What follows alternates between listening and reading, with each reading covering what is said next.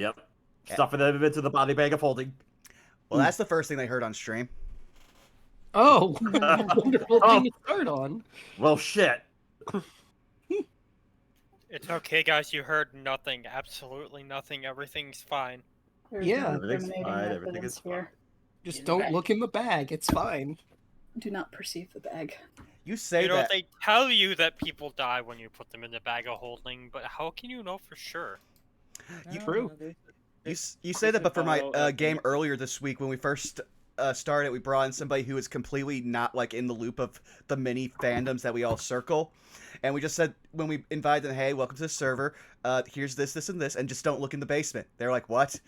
And Citric was like, "Do this." And he was like, "So I literally made the basement, made it so only people in the server can look in it, and then the only thing in it is a picture of a skeleton with a gun, and in bright capital letters, we're told not to look." Excellent. Fantastic. Schrodinger's bag of holding. Yeah. Is the individual put inside alive or dead? You won't know until you collapse it into this reality.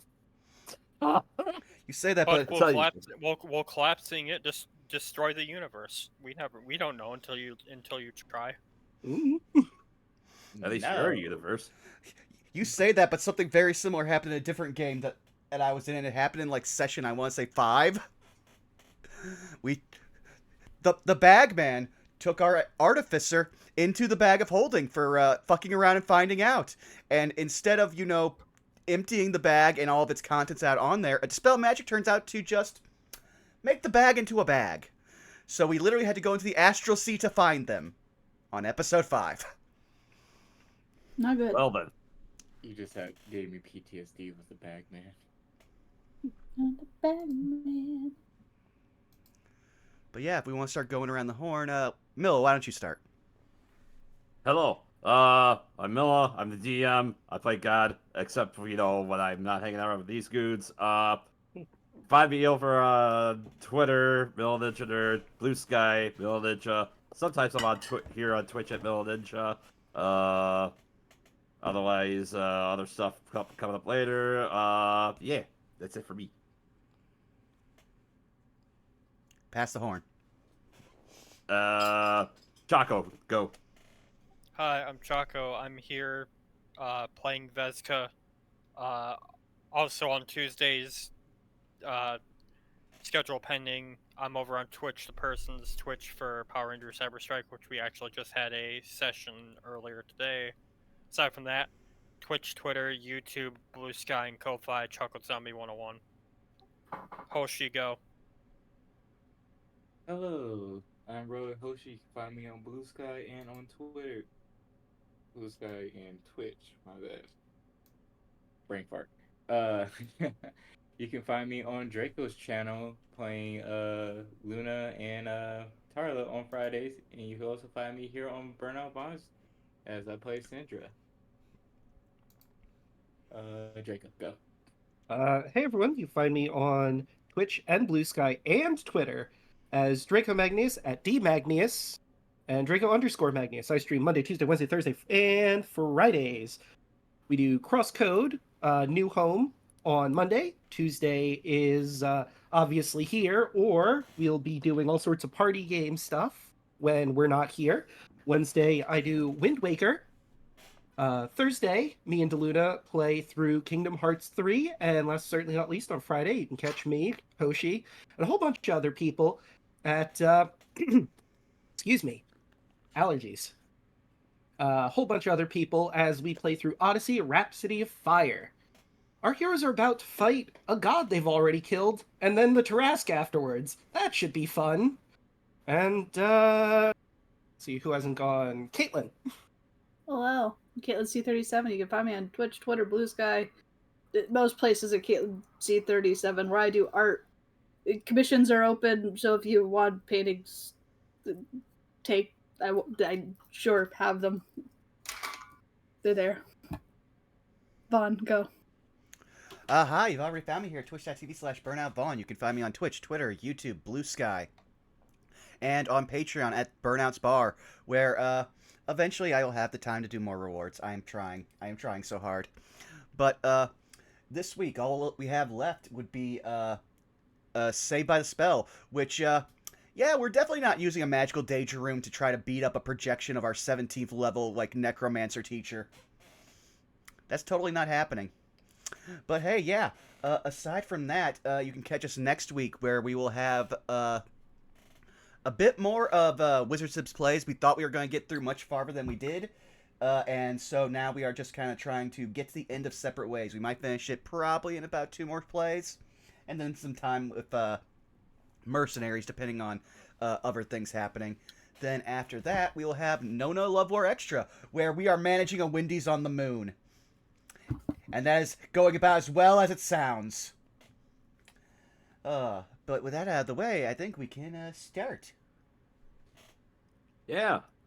Just as a note for everyone, in case you kind of missed it earlier. Yeah, the comment I made earlier.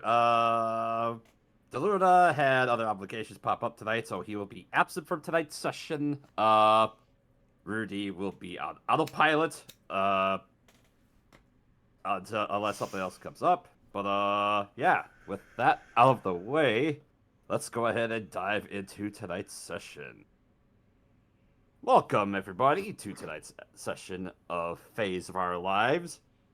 When last we left our invited guests of Vexa, Duff, Predicate, Sola, Sindara, and Rudy, they had uncovered what was truly going on at the Witchlight Carnival. Specifically at the fact that it seemed like the owners of the carnival, Mr. Witch and Mr. Light, had been hamstrung by the trio of hags known as the Hourglass Coven.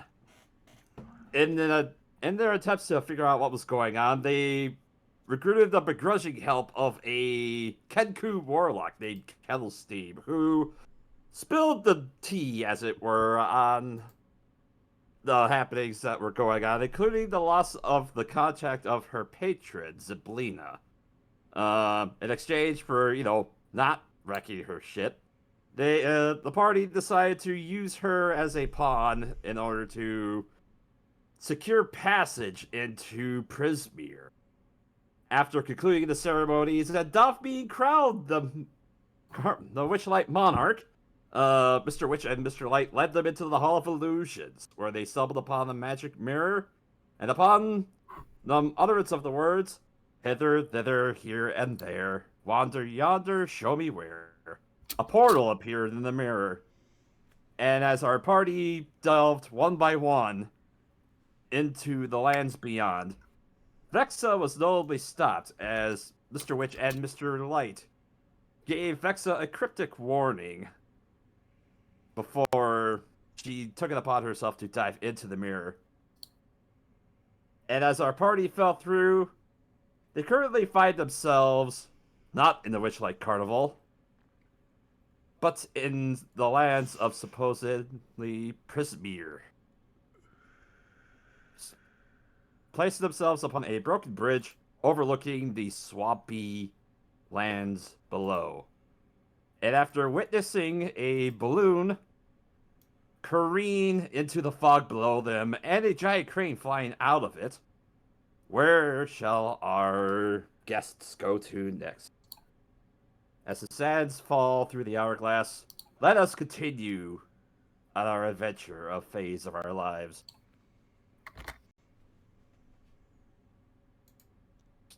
Where's the music? I have a thing for it. Where is it?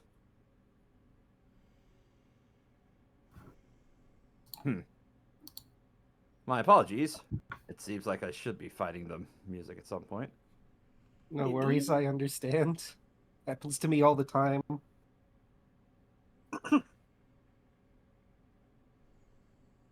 It seems like not to save. It hasn't saved. But anyway, as everybody is currently standing on this broken section of a very long bridge, what do you guys wish to do? Now, we saw something crash, right? Vexa was able to see a balloon supposedly dip out of the sky and into the fog. Did I see specifically where on the map it was happening? We'll say that I should grab a token for you guys, but you're about halfway out this span of this bridge, and you saw the balloon tumble out of the sky right about here, so it would have been towards your right. Oh wow, the balloon's even on the map. Oh yeah. But not for long. Mm. Meanwhile, Predicat's gonna give the most. Well, and then that happened, and he's gonna be like, he looks to Sola and Dumph, and just be like, which one of you do you think is the most responsible? Solo looks at Dumph. Dumph returns the glare. He's just like, okay, and then you'll watch him reach into his mouth, and he is just going to matter-of-factly just yank out a tooth. No blood, no muss, just yank out a tooth, and put it into Domph's hand, and you're going to watch as it turns into a greenish-blue color. Hold on to that. That way we won't be able to be separated. Will do. And he'll pocket the tooth. Does that work? Ooh. Did he just work out a tooth? Don't worry, it'll grow back in 8 hours.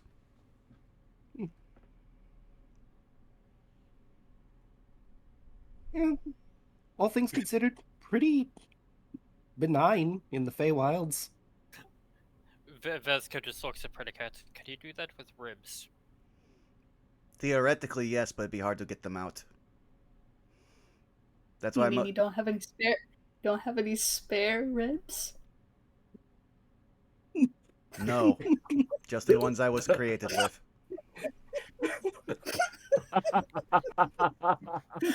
Vezka pulls out her notebook and says, "Note to self: figure out if ribs grow back."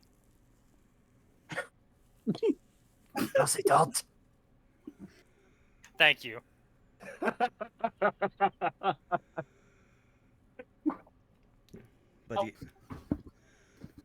But yes, now let us try to figure out where would the hag be. And he's just peering out over there, like not even giving any kind of like note to the crashing or currently crashed balloon.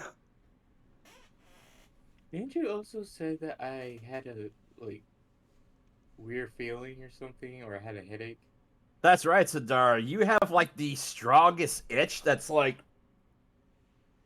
below your neck and between your shoulder blades, like just out of reach. Possibly alluding to the fact that your lost sense of fashion might be here somewhere. Well, I do see this big presenting tower right here, so that might be a good area, and it's close to us. Alright, now the better question. How do we get down? If anybody wants to, I'll allow a perception check. Sure. boy. I was gonna say, how far up are we on this bridge? That is a good question. Let me double check. Yeah, that is easily at least 4 stories. Oh good, I've rolled my passive perception. Perfect. My elf eyes. It's about 4 feet. Let's see. I'm honestly surprised I rolled that well with a 0 modifier in wisdom.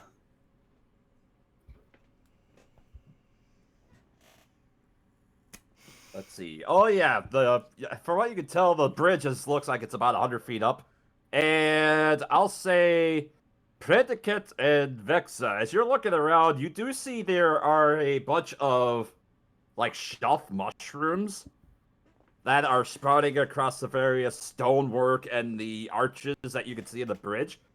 Looks like it'd be easy enough that you could just use those and hop your way down towards the bottom. Okay, without even questioning it, Predicate just steps off towards the nearest mushroom and just, like, plank falls. Like, just straight body.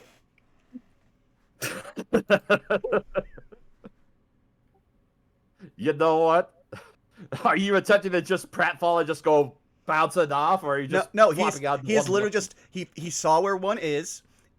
He is just stepping down. It's probably only like 10-foot drop, I'm assuming, to one of them, and he just steps off and just straight, just not trying to be funny, just as a rail. Yep. So you're. And he just does that for all of them you until he find gets yourself down. Yeah. Oh. All right. So Sola shrugs and she'll bounce after him. All right. Will cannonball off the edge into a mushroom. All right. That's because definitely like taking a small sample from each mushroom every time she goes down onto one. Sandra just like looks down, does a little jump, both arms in the air, like, "Whoop." All right. You each begin to jump and bounce off the various mushrooms as they make your way down. Sticky mud squelches beneath your feet. Tangled mangroves grow out of pools of rippling water, half hidden by the thick fog, and purple mushrooms cling to rotting logs and stubs scattered throughout the marsh. Crickets that glow like fireflies chirp serenely before they're snatched out of the air by the tongues of hungry frogs. Coming from one direction are several voices joined in the marching song. The singing grows louder as 8 bipedal rabbits wearing clothing emerge from the fog. 2 of them tug at the reins of a giant snail, and the others carry clubs and slings. With sticks and stones, we'll break your nose, we'll beat you blind and steal your clothes, but none among us can compare to one wily, swift and stand-up pair. Scarf that's glorious, thief notorious. His deeds are truly meritorious. With a wink and a grin, his show is cutting. A flash of his scarf, he'll take off running. Quick as a bolt, his long scarf trailing. Gasping, you'll end up flailing. You'll pout, you'll moan, you'll huff, you'll sneer. Thanks to Agdon Longscarf, Brigand Prince of Prismere. And as they approach you, they stop. Solar claps. 6 of them are currently brandishing clubs, and they kind of stop and stare at you for a while. And one of them will eventually step forward. Ah, hello. My name is Jimmick. This is a robbery. If you resist, we'll beat you black and blue. Zendara just slowly slides up, pulls out the warhammer. Oh, really? Praedykas is already mid primal savagery. Just like, you want to go? Let's go. Well, This that's guy just rude. says, you know, if you wouldn't have sung that song prior, I wouldn't have known. Thank you. Let's see. I mean it. You're gonna give us. We're gonna rob you, right? Yeah. And then the rest of them gotta chime in. Okay. Counter argument. What if we rob you instead? Can I intimidate? I would say. I mean, if this is a robbery, it should go both ways, shouldn't it? Yeah, I was about to say, can I also roll to intimidate because he is in battle stance and he's also dripping acid? Sadara. Yeah, Sadara, Predicates, go ahead and give me intimidation checks. Are you kidding me? Oh, Oh yeah, we aren't doing inspiration. at least not until we get our stuff back. I wish. Okay. The rabbit person in front of him just kind of looks and says, "All right, don't say we didn't warn you." And oh boy, everybody, I can't believe I didn't have time to set this up, but I'm gonna need you guys to roll initiatives. The first initiatives of the campaign. Proper combat. I got a 3. I will point out that this is the second time that I've immediately left a carnival on a different plane of existence, and then the first thing that happened was combat. Within a week. Yeah. Man, it must be something with carnivals. Draco, how many sessions was it before we had combat in the Revelia? Not very long. I think you guys went to the hostel, and that's where the first combat happened. Don't remind Yes, me. the what was it? The oozes that were made of candy or something. No, Oh, it yeah, the was Sioux Cruises. popcorn. But there was before that. There was the popcorn swarm. Yeah, I ate the popcorn and I got attacked.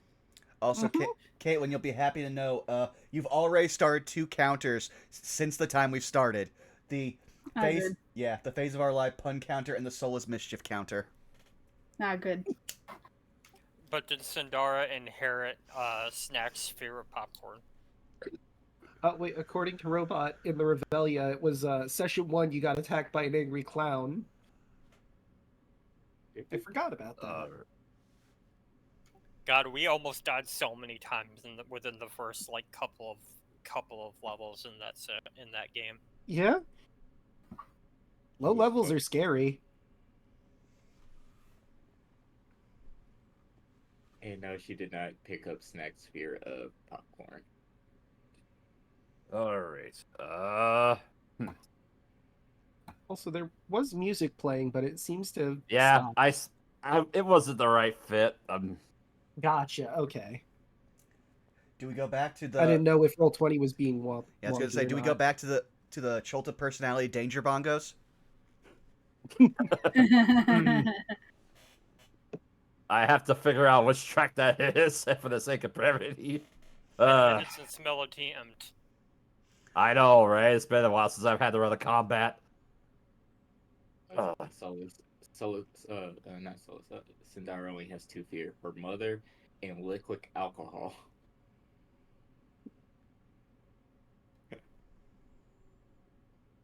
Okay. So we've got Vexa. Then we've got Predicates. Then we've got Sola. Then we've got the Harrigans.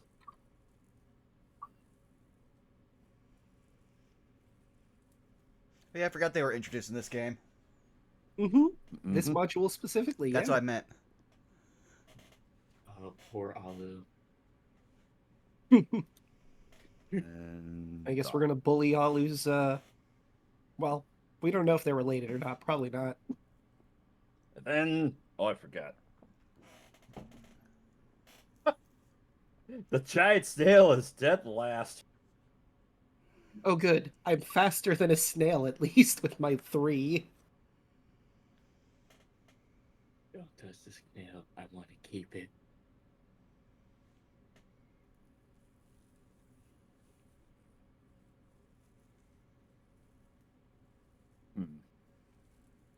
Tempting, but no. The barbarian will have an army of pets.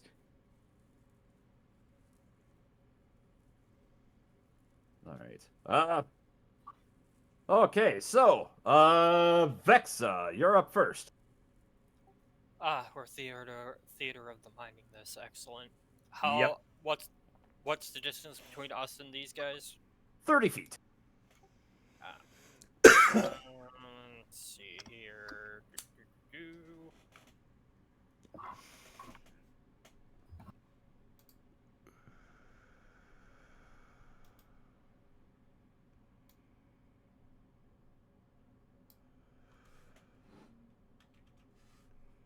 Just double checking a couple of things.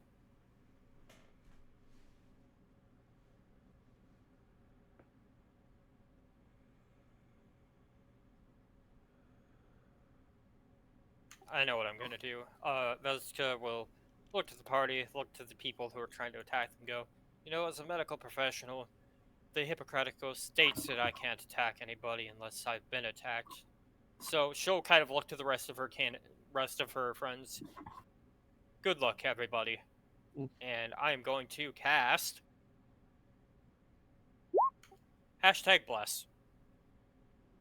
So she will bless. She'll go ahead and bless Domph, Sola, and Predicates. So you all have a D4 to add to attack rolls or saving throws. All right. Nice. And I think that's it for me in term. I don't think I can do anything else for a bonus action. Let me check.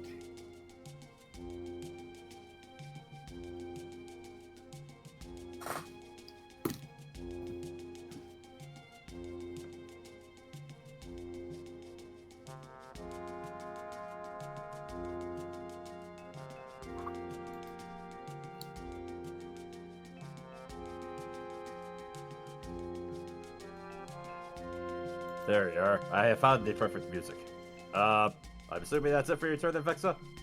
I'm just checking a couple of things here. I'm pretty sure. Yep. I don't really have any bonus actions, so that's turn. All right. Next up is predicates. Oh yeah, just immediately like the nearest one to him. Two things are gonna happen right now. First, thorns are gonna sprout from the flesh of one of the Haragons as I use my free cast of it to cast Hex on it. Okay. And then he's just going to run up, charge, get right in front of it, and Primal Savagery take a claw that is basically, again, his Primal Savagery looks like vines of thorns turning into claws around his hand, and here's a swing. And I'm going to definitely add a d4 to that.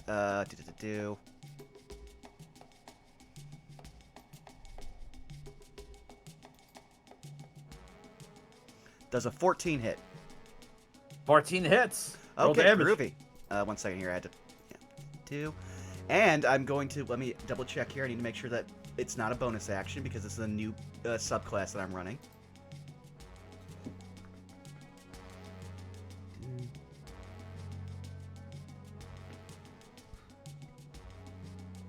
Ah, yes, I will show it because I'm going to also use Nature's Might.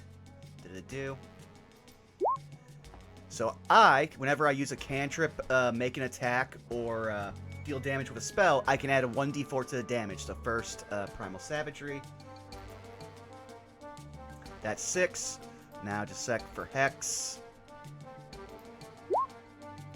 That's 5. And for Nature's Might, that's 3. So that's, do 8. That's 14 points of damage in one swing. Ooh. Yeah, you're just bring your claws to bear upon this poor hair god, which I assume is probably the leader that you would have got after.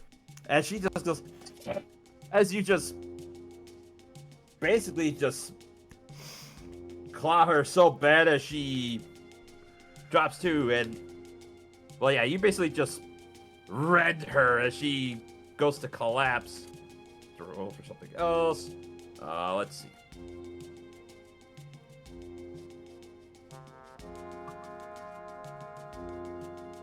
All right. Oddly enough, you see as she falls, you see a weird shimmer just kind of spring up from around her person. And yeah, that is anything else for your turn then, predicates? Nope, that's literally action, bonus action, and movement. Okay, next up then is Sola. Now, you said this was a stick-up, and you didn't even give us a chance to rob you, okay? So, seriously, stop it. Go to sleep. Let us rob you. Sleep. Okay. That's 31 hit points, starting with the person with the lowest hit points. Well, 3 Haragons fall asleep. How far away am I from them? 30 feet. Cool. So, yeah. Can I skip up to the leader and start rooting around in their things? Somebody will, as you kind of look around,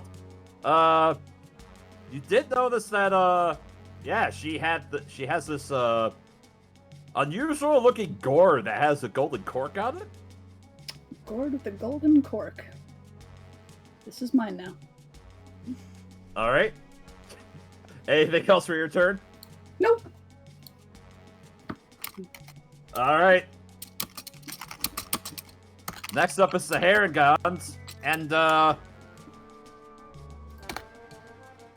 3, let's see, 1, the 4 of them that are left, they just kind of look at each other, it's like, oh man, we were not expecting this. Run away! As they begin to turn tail and dash away from you. That'll do. All I'd say right. that was a robbery successful. Right. hit nothing. Yeah. I'm a little bummed I Well, didn't get to show I'll take us myself. out of initiative for now. So, what do you guys do? I'm gonna continue to rob the rest of the sleepers. Yes, but I And say Snail's still there. Yeah. it Dom definitely full takes join. Perdicott a second to calm down, realizing he didn't have to have a fight to the death, which he was planning. He's just like, these things were pathetic. I don't even feel like killing it. Is the snail still there?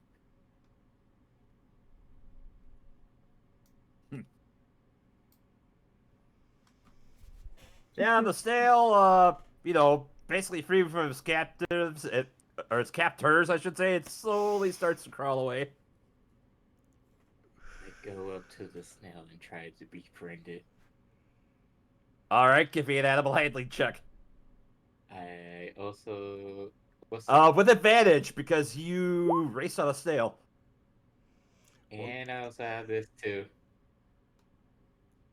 Yeah, remember, 2 people in the park can just talk to animals at will. Yep. Besides a large size or larger has friendly disposition towards you unless you attack them.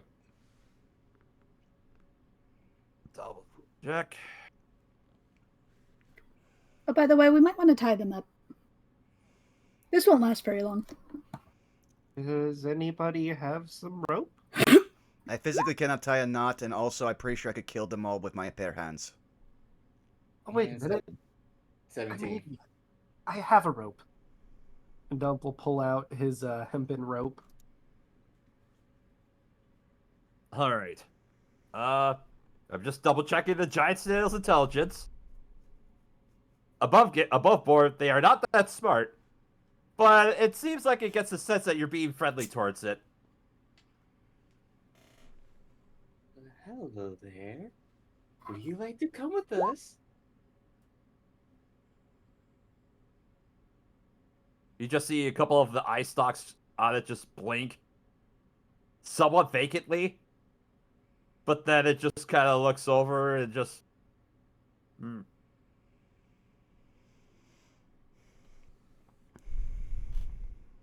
Nara just Thinks has about it for a little bit. goofy smile on her face as she starts rubbing his chin and patting his head. Friend? Yes, Friend. friend. Yes. Friend, yay. Yes. Alright. So while Sadara is befriending the giant snail, who's gonna be tying up the brigands? Who can tie? I have rope, can but tie. cannot. I can tie a knot, but I'm preoccupied at the moment. I can tie a knot. I'm busy robbing them anyway, so I might as well help while I'm doing it. Alright. I'll take over the robbing duties while you tie them up. Alright. Each of the brigands that are on the ground has a club and a sling. Okay. And you find among them they have 30 rocks that they use for ammunition. Okay. Club, a sling, and 30.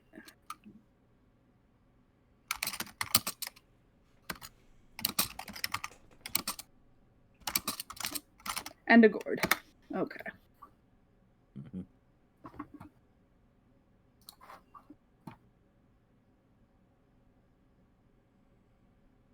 Once a minute is up, I'm going to start singing their tune that they were singing before.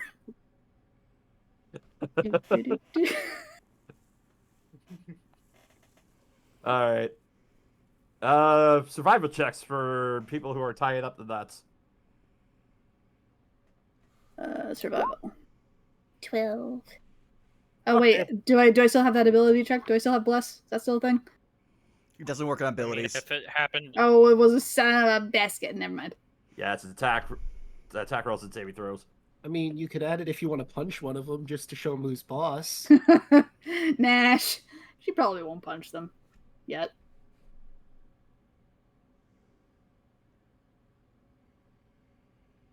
All right, so we're headed towards the tower. Yeah.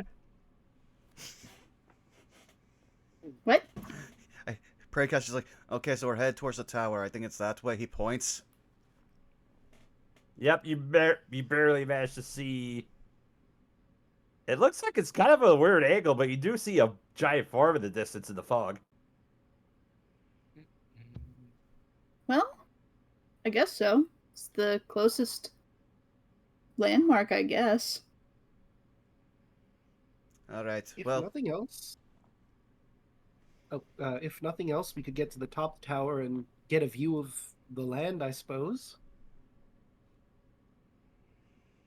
all Well, right. hold on. Do we want any information on these guys? Do we want to interrogate? We I could do- do that. I do not care. Interrogation it is. She'll slap the leader. How well did I get with the snail? Oh, the leader is dead. Oh, the leader. What? I put the. Oh, Wait, what? well, okay. I thought. Yeah, Predicats killed her. Oh, All right. You said they fell to a knee and started glowing. You didn't say anything after that. Well, you get the sense that, yeah, for all intents and purposes, they are dead, but strange about how that happened to her. But yeah, she is dead. oh, oops. Sindara looks over her shoulder. Use the dead body as an interrogation object to make them tell you what you want. That's what my dad told me. As she goes back to pay the snail. I think just me being here, being the one that killed it in one hit, I think that's enough. That's a plus. Are the others just asleep? They eventually start waking up. Oh, no. Jebek. Oh, God, no, oh. So, this has turned from a robbery to an interrogation. Yes. Who are you? Well, we're just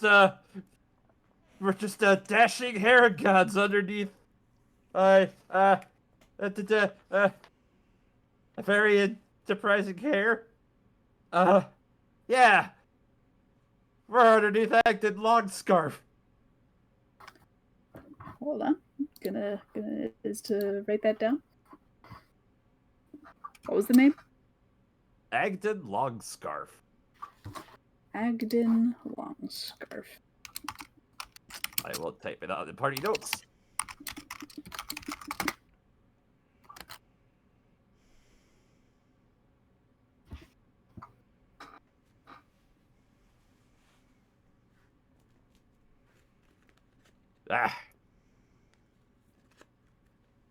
There. Agden Longscarf, Brigand Prince of Prismere.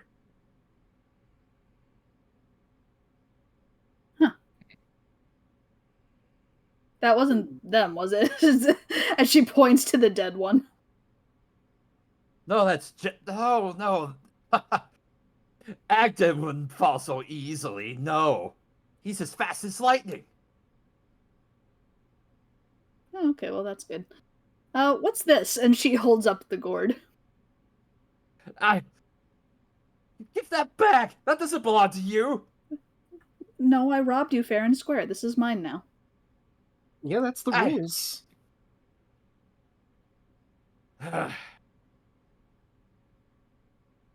That's what we were going to use to take from you. We did.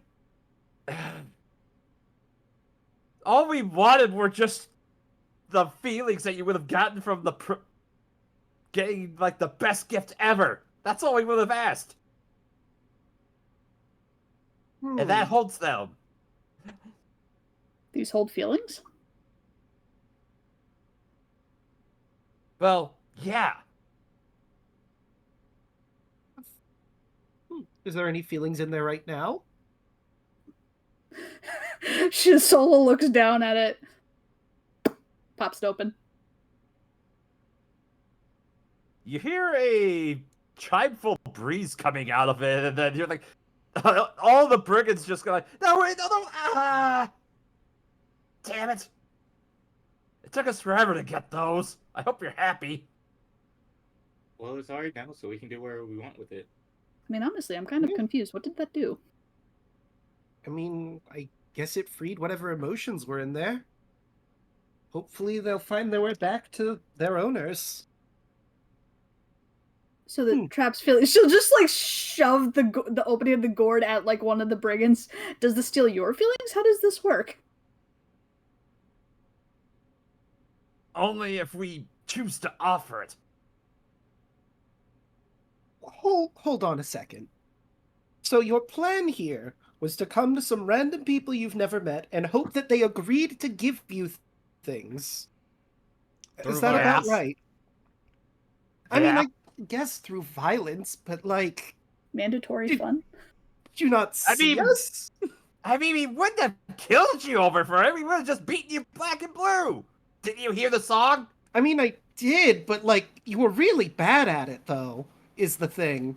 None of us even got hit. And you're down a man. Maybe you need to reevaluate your strategy. That's all I'm saying. See, this wouldn't have happened if Casey were here. He would have brought the bagpipes and we would have had an awesome number. Shut up, you. See, that's where you really went wrong. Okay, you should have had the fiddle. She'll just like pluck her own for a moment. I think the bagpipes could add something, but I do agree. Maybe a couple more stringed instruments would really help tie it together.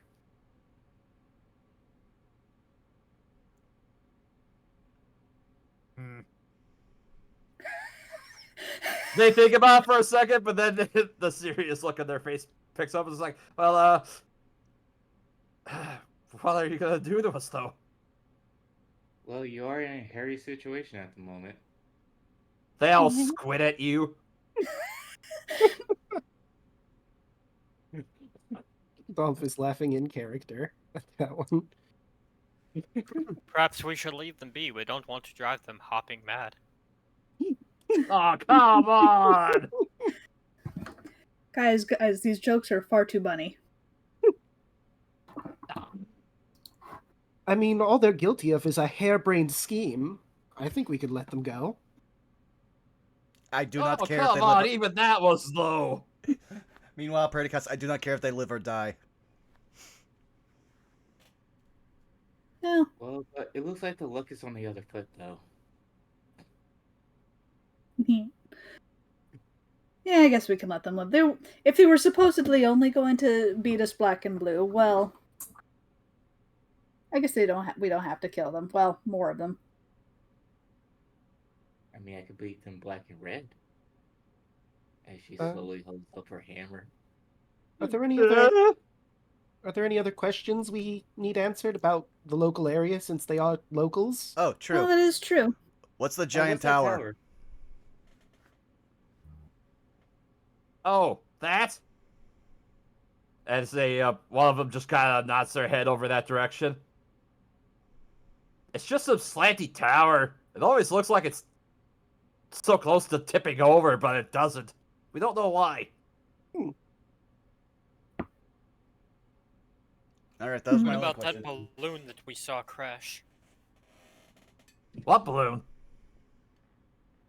Points in the general direction of where the balloon was.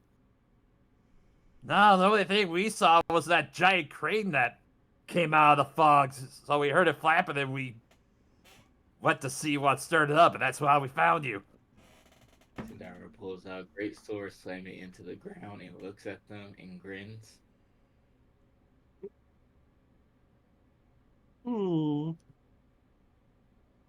Is there anything we... Not for you, not for you, for them. There's, I think, a couple of things I'm curious about. One is, I think we have to make our way to Prismere eventually. Which direction is that?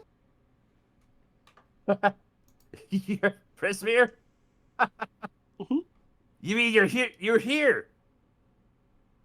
Specifically, you're in Heather. Ah, excellent. Just wanted that little clarifications. Question number 2, any unfortunate question to ask, any hags in the local area we should be wary of? Just Bavlorda Blightstraw.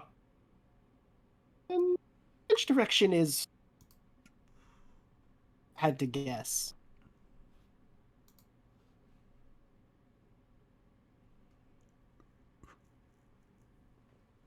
It's over. Wait, no, don't tell him that, you dolt.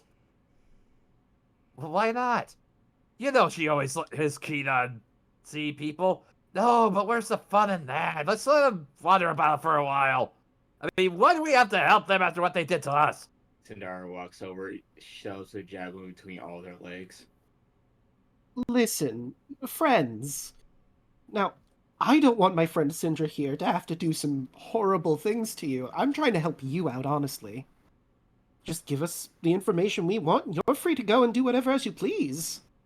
I We can do this the easy way or the hard way. The choice is yours. roll the intimidation check. Can I I give mean, her after advantage? all we want to do is talk to her. Sure, with advantage. 23. Meanwhile, behind them, Praedykas turns to Vesca. No, I want to kill the hag. We were told to kill the hag. I Need to know that? downfall. She's a downfall, all right. Thank ask you. The brigand's tollway. All right. I just want to talk to her. Yes.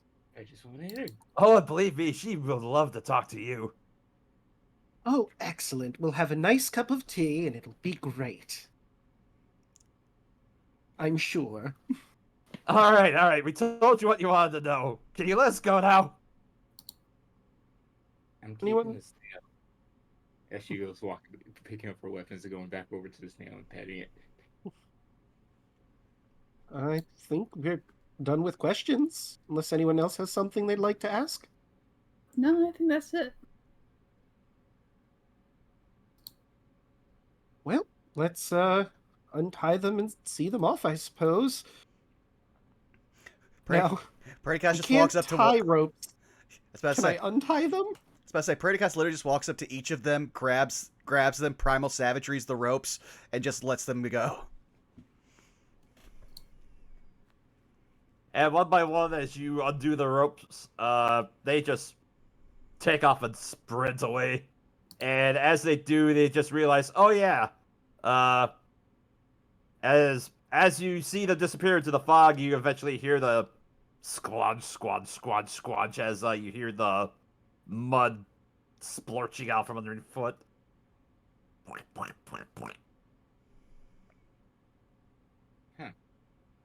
Alright, so the tower. I look back at the snail. So what's your name? No, have name. What What? name? I am going to call you Turbo. Turbo? Yes, it means fast. Turbo. Like turbo.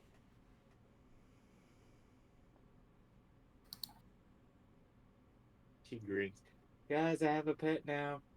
And she starts walking with the snail. Nice. All right. Well, as you make your way from the scene of the crime, as it were, you find that it is very, very muddy. It's like the ground looks as though it's, you know, how you see the ground after you've had like a really heavy rain or a flood. Mhm. The ground looks like very black. There's like no grass around here whatsoever. You see lots of reeds and algae and lilies just kind of strewn about. And as you continue on towards the tower... Real quick, Mila, you mentioned purple mushrooms strung about. Oh, yeah. I will take a couple of them randomly, just pluck them out of the ground as we're walking. Alright. As you guys make your way in the direction of the tower,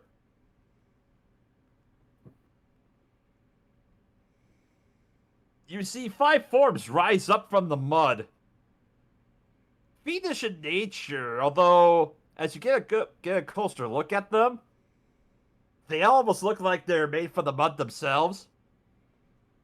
And they just kind of cackle at you.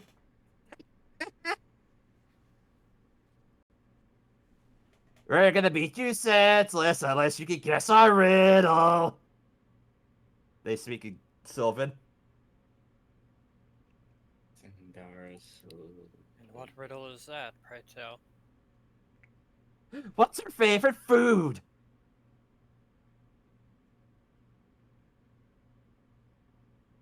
Is that a riddle? riddle is that? Yeah, that's less of a riddle, more of just a question about yourselves. Meanwhile, Praedycot's Guessed not. it. What's her favorite food? All right, you know I bet what? you You know don't- what? I bet you don't even know what your favorite food is. I'll tell you what. Hold on. Hold on. Hold on. Wait for it. Detect thoughts. Is it? I said it would be a surface level thought because they're asking the question. Yeah. Okay. If Sindaro did say that, I bet you that they don't even know their favorite food. So technically, that'll bring it up. Okay. You detect as a surface level thought. Mud pie. Mud pie.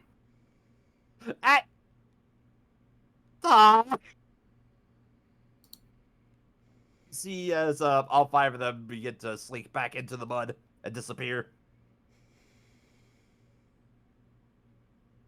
How'd you know that? She does like the little jazz hands. Magic. Of knots makes sense to me. I'm not dead with that magic shit. I don't like it. Well, why don't you like magic? If you met my father, you'll know.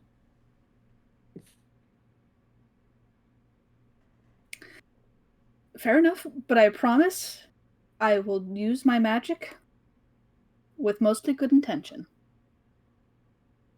I will most likely use my magic to kill. I mean, It we'll just balances have out, to I'm see sure. about me.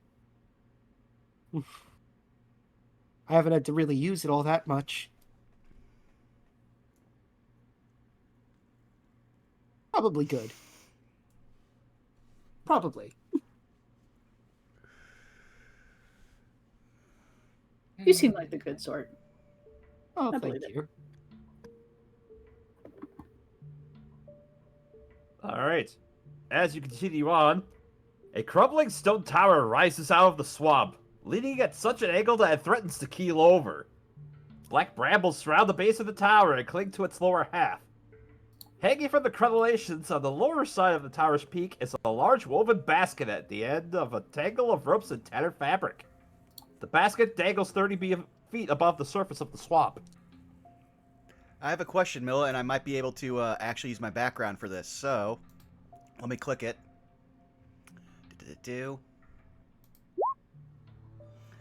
Would I be able to use my background to discern if these brambles are related to my patron, the Bramble Queen?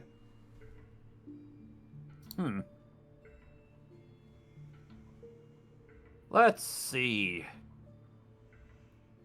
And yeah, I had to tweak. I renamed this because it didn't fit, but I picked the background that was closest to what my character was, which is kind of limited.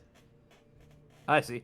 As you're kind of looking it over, you can tell that these thorns don't really bear any resemblance of the ones that are from your home grove. Specifically, these thorns are black with purple thorns on them. Because yours tend to be more black with blue, or no, green with blue thorns. You'll just Dolph will hear in his head because Praedycot's forgot that he gave him the tooth. You'll just hear pretenders.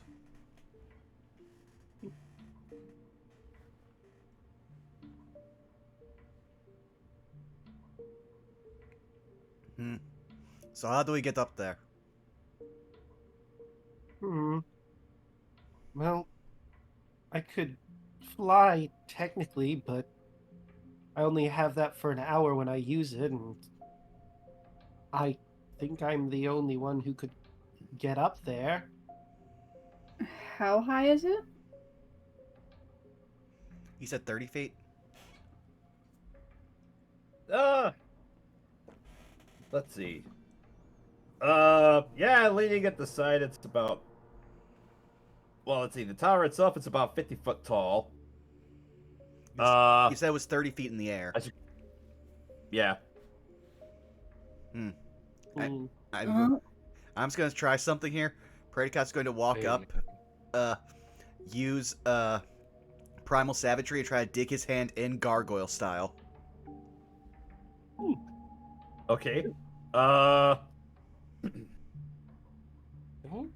giant snails have a climbing speed? I guess make an attack against the brambles. Okay. For the record, I can also I'll- teleport up there. Oh. Well, that would be much faster. 16. 16. Okay. Roll damage. 5. You managed to take out some of the brambles, and as you do, you hear shush. You stop for a second, as it sounds like it came from the basket. Psst. You there? I need your help.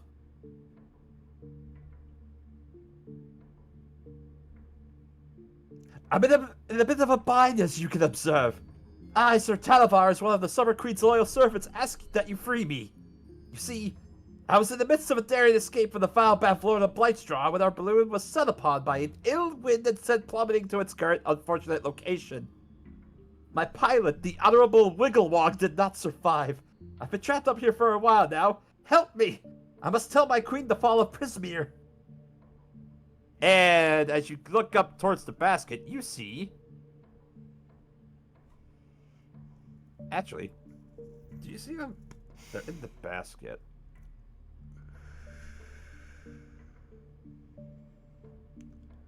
Actually, you don't see them individual. You just hear You hear the voice coming from the basket.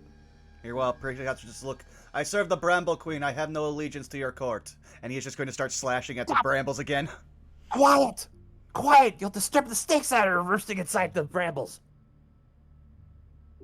Slowly 2 stops serpents clawing. are asleep in the brambles, just outside the tower door. If you awaken them, they might put the squeeze on you, or worse, devour me.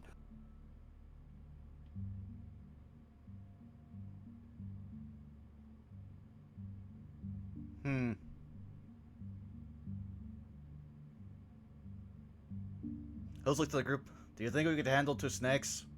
I'm pretty sure I could, but I'm not sure how big they are. I mean, I guess it depends on the snakes. Yeah, I agree. It depends on the snake. Wait, which court did he say? Summer. Well, it might be good to help an official of the Summer Court. I don't care. I have orders from my own queen.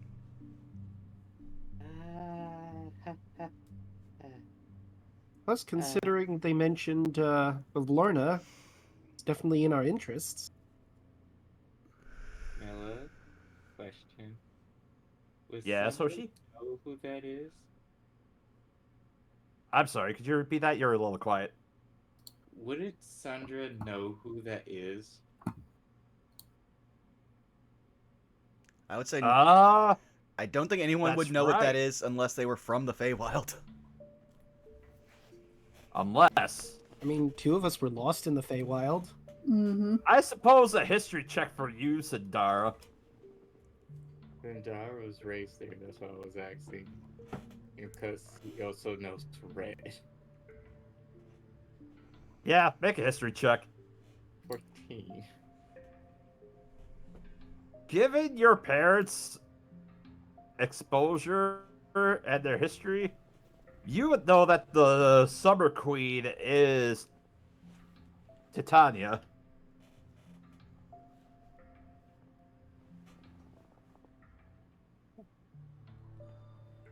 Ooh.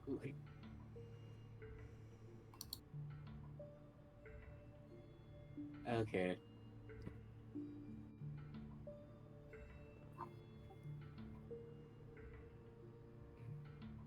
We should help him.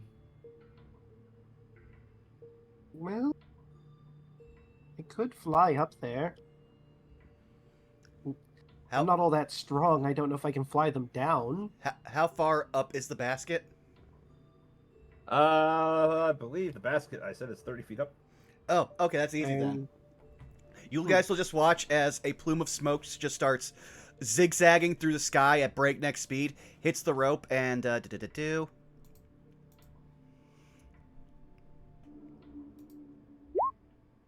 Eldritch Blast is a 10-hitter rope. Yes, that hits a rope. For max damage on the rope. or rope. Okay. Really knew it. As you hit the rope, you see the basket spin and careen, and you see as the basket begins to tumble and plummet to the ground. You hear a "Ah!" as the basket crashes to the ground, and you see that tumbling out of the basket appears to be a silver bird cage, and inside it is this individual.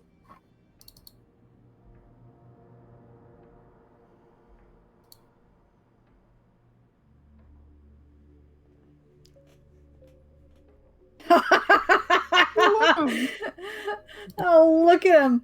If that's not such a handsome Squidward vibe, I don't know what is. You and me both had the same wavelength. Yes, you see a mustachioed purple fairy dragon with a necklace and gauntlets on, as well as what appears to be an appropriately sized sword at his hip. My gosh, she's fabulous.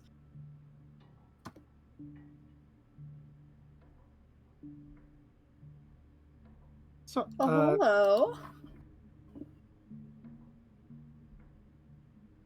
Dump will pick up the cage.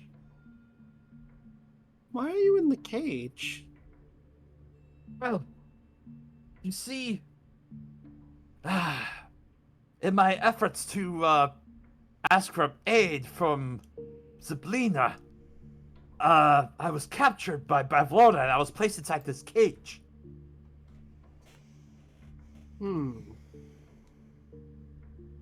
Well, is the cage locked? Yes. It does look like it is locked. Anybody unlock this? I'm afraid that, no mere lock will be able to unbind me from this prison. But fortunately, I do know where the proper key is. You see, this cage is magical. And there's only one being in here that may possess the key to free me. Which would be Jingle Jangle. She lives in Tellamy Hill.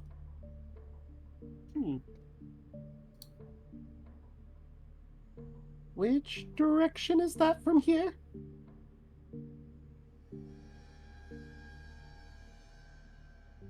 He just kind of looks over. I thought I saw a hill over in that direction, and he points this way. And you know, Bavlorna, which direction is she in? Well, she lives in a spooky cottage on stilts in the House of Downfall. It's a bullywug settlement, you see. They are quite courteous and welcoming, providing you don't offend them. Typical Fey rules. Understandable. Yes, she also has the ability to conjure minions that look like tiny versions of herself. Truly abhorrent. Spooky.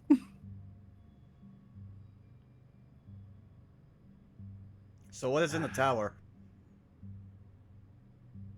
I do not know. I was not able to go inside it. I've been, just hanging for the basket for so long.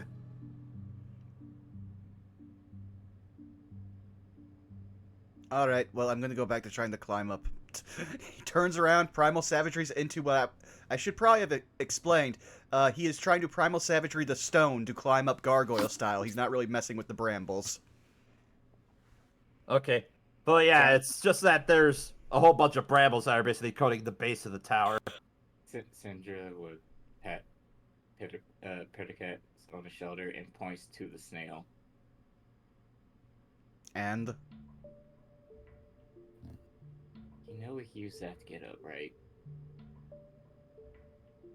gestures to all the brambles that will tear the snail to shreds.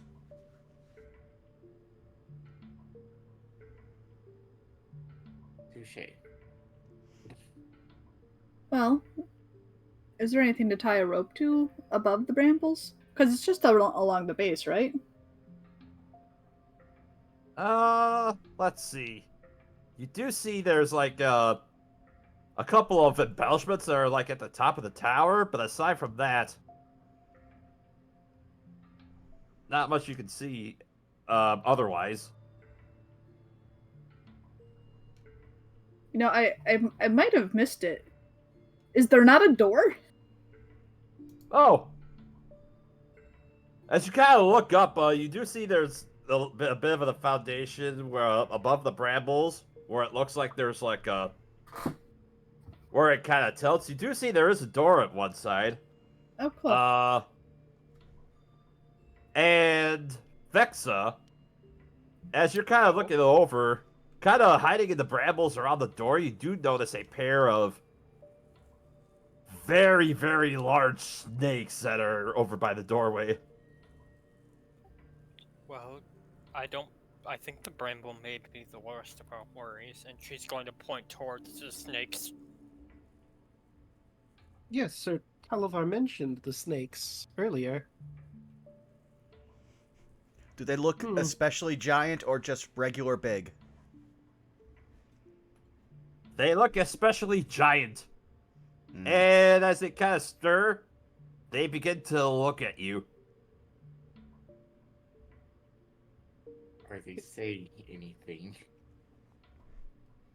Yeah, two of us would understand no matter what if they speak loud enough. What? Oh. You hear that crash earlier? Yeah. Let's see what they're all about. I'm getting hungry. Oh, well, we're going to As have to they fight begin them. to approach you. We're fighting them now. No. No, I have a quick question before any of that. I have a fire breath weapon. Could I set these brambles on fire? Or is it too much?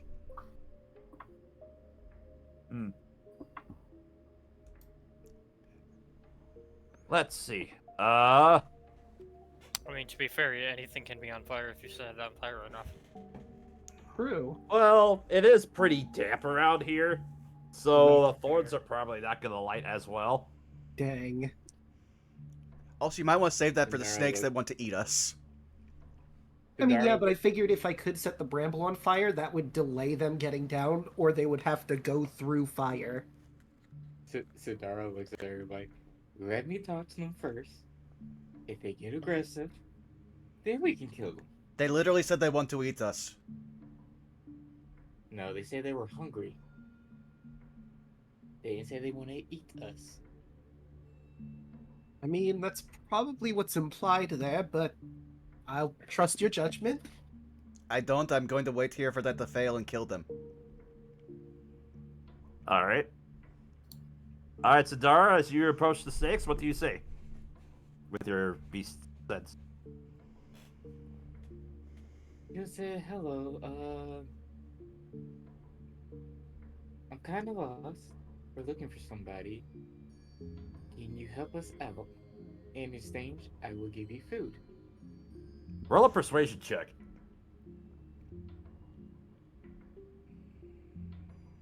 Persuasion. Oh, Ooh. it does this give me advantage?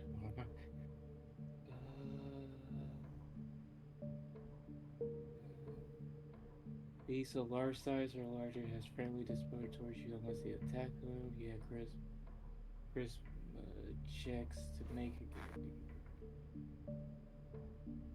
Is with advantage. All right. A 20. I don't know, man. Well, I mean, if you want to help us, maybe, but. Well, we were set to go after the fairy dragon, but. You seem cool. If you want to help us get food, I guess. Why do you have to go find the fairy dragon for? Well, we need to get it for. Who was that again? Oh, yeah. As kind of has to think about it for a little bit. And above board, I have to think about it a little bit. Oh, for old slack-jawed Lorna.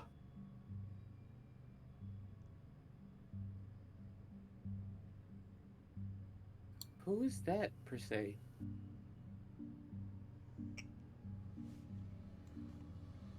Oh, she's this really old woman that lives in with all the frog people. Wait, me, she's a hag? Yeah, I think that's what you call them. Yeah. This, if you can take us to her, we could probably bring the fairy dragon to her for you. So you don't have to worry about carrying the pesty thing.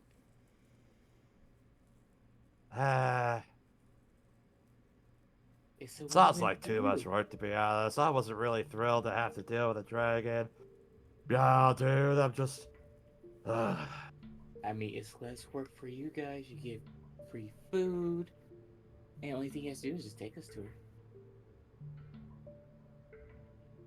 I think I'm good though. Thank you though. Let's get out of here. And the two snakes will just kind of begin to slither away. Well, you did not get us in there, and you made them tell us that they work for a hag, so we know we will have to kill them eventually. I wanna keep them. They seem a bit lazy, though. We might be able to convince them to just not bother. You can speak to animals? I mean, I can't. Because I wasn't translating. No, I just get that vibe from them. Like, they just sort of stared at us and then left. Oh, Well, excellent work of dealing with those snakes, I must admit. yes, but now we still can't get into the tower, which is the thing that we were trying to do. Well, hold on. We're not up there yet. Right? This is how high is this? This is still 30 feet. Is that where the door is? The door itself, the way it's leading, it's only maybe like a few feet off of the ground, but Oh, really? Well, it was the Scrabble up there then. Yeah, I mean, it's not I too mean- high up. First yeah, things it's just a first. matter of trying to clear the bramble out. But it takes you a bit of time. For the sake of brevity, it does take you some time. You manage to clear out. As you kind of look inside the tower, you notice that it's empty. And you do see there's a set of a staircase that spirals upward. Oh, see, that was easy. It wasn't even locked. Yeah. But as you explore and you kind of make your way up to the upper floor, you notice that this tower is completely empty. Oh, It wasn't even exciting. This, well, pla- that's boring. this place is useless. Well, I mean, we've got a dragon, a very handsome dragon, and we talked. Well, you guys did. There were snakes. They left us alone, which is pretty good. Can I keep them? I can go talk to him again. No, I No. think they're just going to leave. They're either But I going mean, to try you to would know better. they're either going to try to eat us and take the dragon, or they are just going to like follow us until we get to the hag and then attack us when we find the hag. Not if we show our dominance. I do not show dominance, I kill my prey.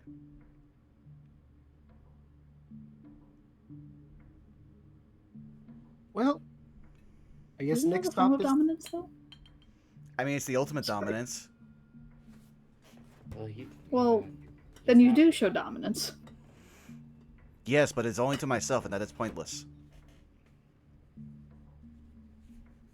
Well, he's I not mean- wrong. You could set an example from one to the other, so you can kill one, we keep the other one. I mean, the other thing you have to think about is, will the snakes get along with your snail, or will they try to eat them? You have a predator and a prey creature hanging out together, so might not work out. I thought we were bringing the snail around for extra food. Well, I mean, I don't know. I just assumed it was a pet. What is a pet? A pet is an animal you keep around for companionship and or sometimes to help with hunts.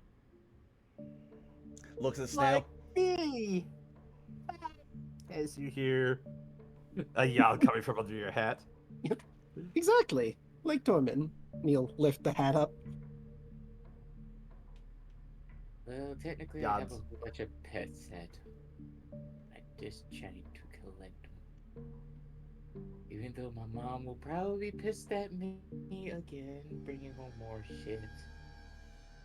But I don't care. Whatever. We know of two places. We know of the swamp where the one hag lives, and the other hag lives in a place called Downfall. We should try to find... Right. What? As Sir Talvar kind of chimes in. Right. Bavlorna does have two sisters which she loathes. Together, the three of them form the Hourglass coven. That's what I've discovered upon making my way to Ziblia's palace. They use an artifact apparently called Igwilf's Cauldron to freeze the palace in time, trapping her inside. Well, my friend, you are in luck. See, Bavlorna and her sisters have stolen something from all of us, so we have more than an invested interest in taking them down, or at the very least trying to get our stuff back. I don't care about what they took well- from me. I'm here because my queen told me to kill them. Indirectly. Fair Well, enough. any enemy of the Hourglass Coven is a friend of mine. If you're to help me get out of here, I shall offer you some aid if you agree to deal with the Hourglass Coven. As well as let me inform the Summer Queen about the fate of this plane. Seems reasonable. Sure. Right. So our first step to that would be to go to Tellamy Hill and meet with the Jingle Jangle. Very well. Since there's nothing in this tower, I guess we'll just head on out. Excellent. Let's make haste. I do have a question, Milla. Would this count as a short rest? Because again, Warlock. Let's see. Unless you were to actually seek it out, it would not count as a short rest quite yet. Well, if we wanted, we have been technically going for a while, like since the carnival. Should we just take the long rest? That might be good, actually. I mean, there's nothing in here. It's probably about as safe as any other spot to do it. It's true, and it has a door that we could try to keep barricaded or something for the time being. Oh. I was about to say, have you just arrived in Prismere? Mm-hmm. Pretty much. Oh, my sincerest apologies. I did not know that you were taxing yourselves for so long. Yes, I suppose a rest for you is in order for helping rescuing me from the dire situation that I was in, as well as those serpents. No, this is a silly question, but a question I'll ask nonetheless. Could I get a teacup into the silver cage and give him some tea while we wind down for the night? Since it's a silver bird cage, the bars in it are too small for you to fit a cup in. Dang. Well, I do have Dorman's thimble for tea. That might work. Even the thimble is, as you try to make its way into there, it's odd as you try to stick the thimble in. It doesn't even want to make its way through the bars. Dang it. Well, sorry, Talavar. I wanted to give you some tea as we wind down, but alas, I can't seem to get anything into you.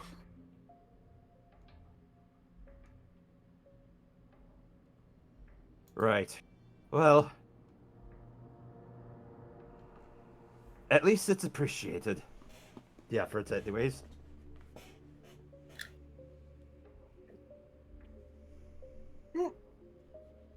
All right.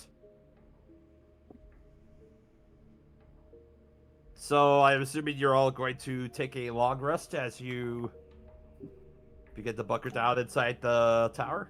Yes. Yeah. Yes. Are And we going also to we do have watches? that, and just as a reminder for all of us, we do still have that nightmare effect as well. Yep. Oh yeah, Yes. I have it in my notes. I am prepared to have to deal with it the most as the person with 6.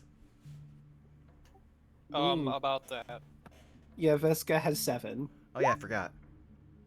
and I have 5. I'm in 3rd Okay. place. I have 3. I too have 3. About that, as an elf, I have trance. Would that be any effective towards the whole nightmare situation? Because technically, I don't need to sleep, and even in a trance, the dreams aren't technically dreams; they're more exercises. It's kind of odd the way that it's worded. As you would go through your trances, the exercises, they are excruciating. That's not even. It wouldn't even be unless you would still have to, make the wisdom save in order to stave off the effects of the frighten. Okay. I mean, if I still have to make the saves, then that's understandable. I just figured with the trance, I didn't know if that,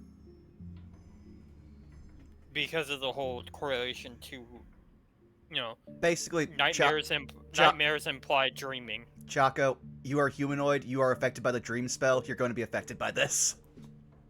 Mm-hmm. Fair. Mm. All right. So I made my argument, but fair. Yeah. So as you're all bed down for your long rest, let's get those wisdom saves. And I'll just put the updated in the party notes. Oh no. Oh no. Well, Well, that's an at 20. I'm fine. I do have some good Alright. news, but let's see. Oh, that's a 6. That's not good. All right. Predicates and Vexa, good news, you pass your saves. So, Everyone else, though, ugh. question: does that mean I already rolled. for a counter wise? Does that lower it? It's gonna be level of exhaustion. It's gonna be levels of exhaustion. Let me just double check. I have a thing for that, but I'll wait for everyone to wake up first. Let's see. Mine.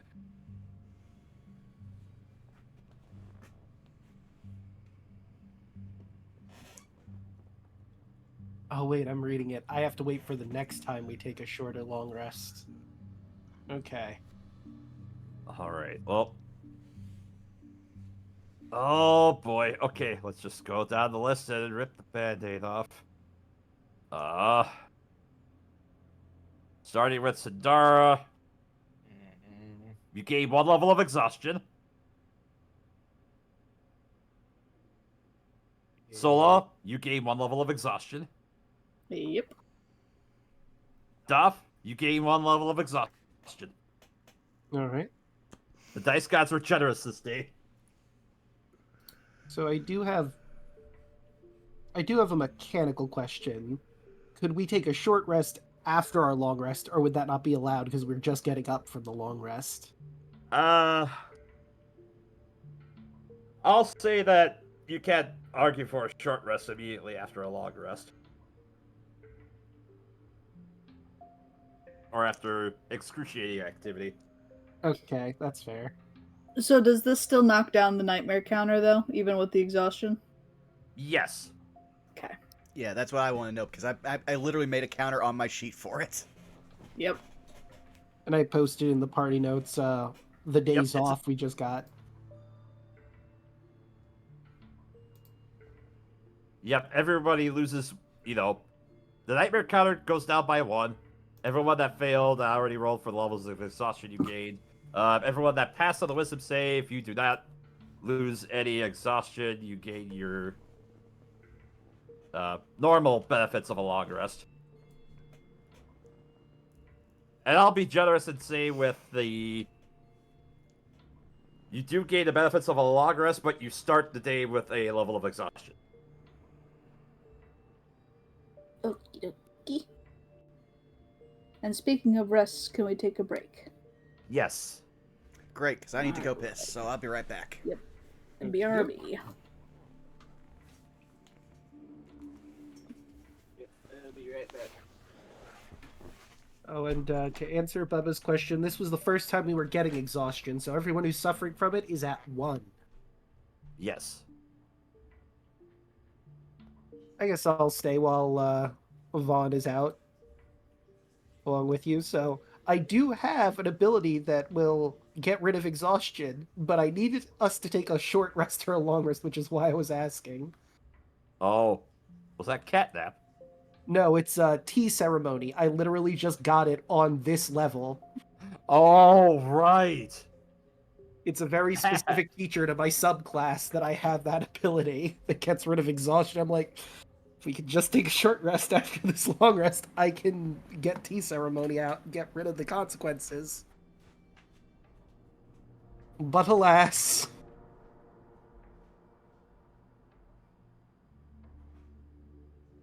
Yeah, but I just happened to get this on the last level up, which really good timing, honestly.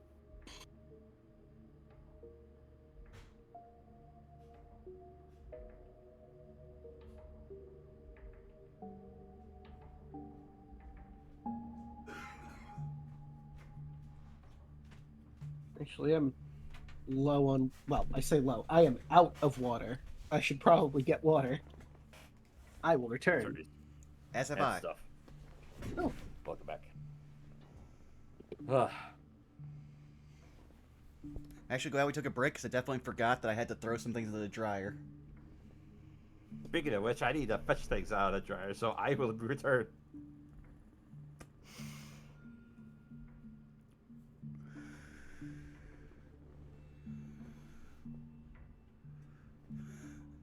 I feel kind of bad. Literally, the first thing that happened was we met somebody, a named NPC, they attempted violence, and they were immediately killed.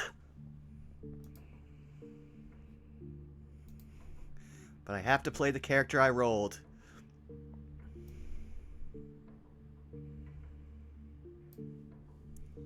But hey, chat, how's it going? Are you having fun?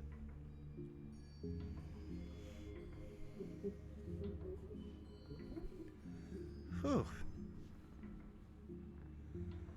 But yes, I've had a packed day. I am looking forward to tomorrow where I can just not care about anything once I get home.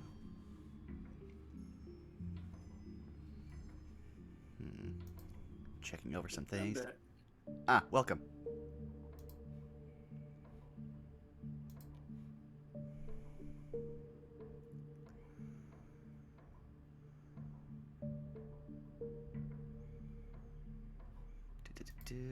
Do.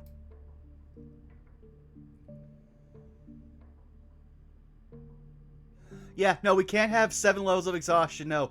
The problem is that, it sounds like whenever we fail, a number is rolled for levels of exhaustion, which is insane, because considering you can't survive past 6, yeah, Bubba. I'm glad you're doing good. I have returned. Welcome back. Thank you.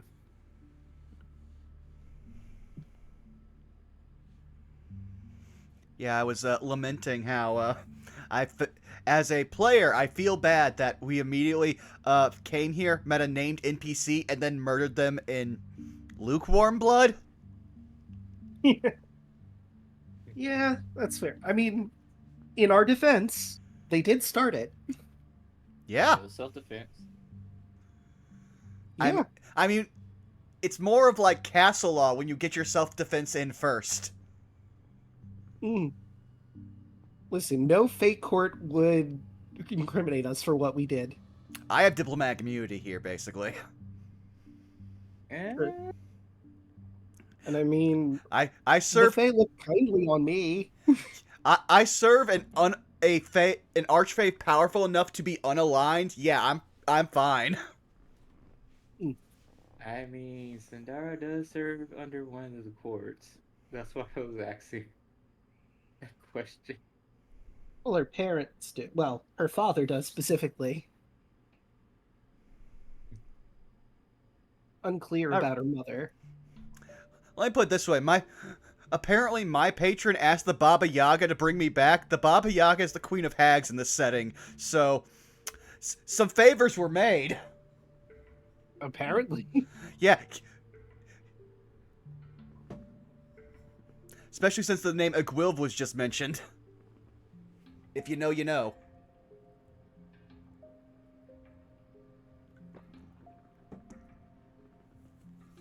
Vexa in particular would know because I believe they were the one that. Trying to remember who made the intelligence check. True. Intelligence check for what? At Tasha's booth at the Hall of Illusions. No, I that think was that me. was Vesca. Yeah, no. Or was it me? Thanks to my backstory, I never actually. I talked to the Baba Yaga. They were just like, "Here, have this pipe. I'm fucking off," and I was like, "Thank you." Well, no, thank you for bringing me back to life. Thank my patron for the pipe. Bye. I'm gonna stand in this grill for 20 years.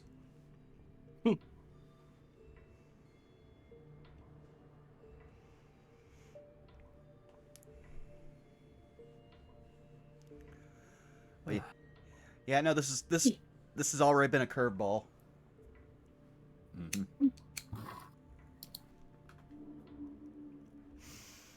All right, are we all back?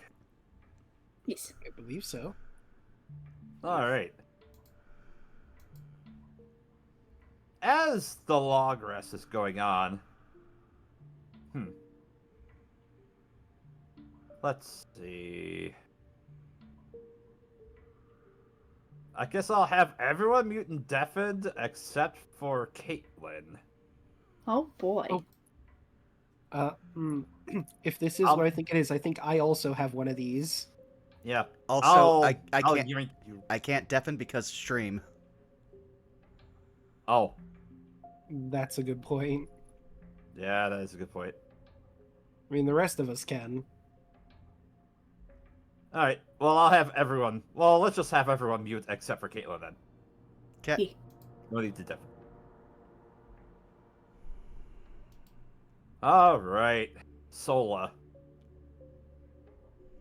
Peace. As your log rest begins and you begin to fall into your portion of sleep, you get yourself pulled into a dream. And it's odd as you feel like you're having yourself a dream in this situation, but you hear a familiar chuckle. Somebody you haven't heard from in quite some time. Oh. Hello, Sola.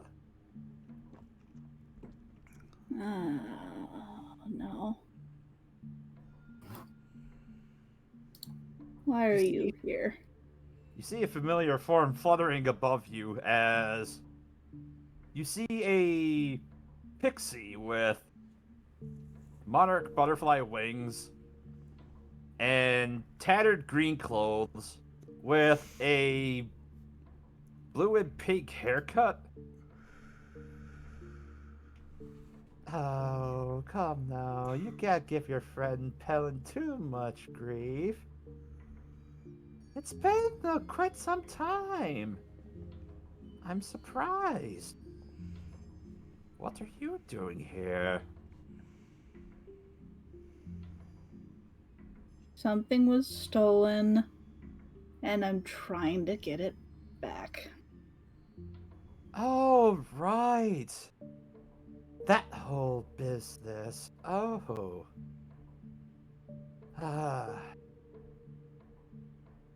You just gotta see as Pelin just flutters about for a little bit, puts the hand and more specifically their thumb and their index finger towards the chin.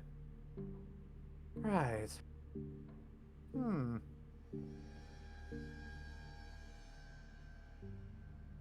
Rather odd. The number 3. It looks like it's half of 8. And what does an 8 look like? An hourglass. Also, if you put it on its side, looks like infinity. Like time. Time rolling on. Strange, isn't it?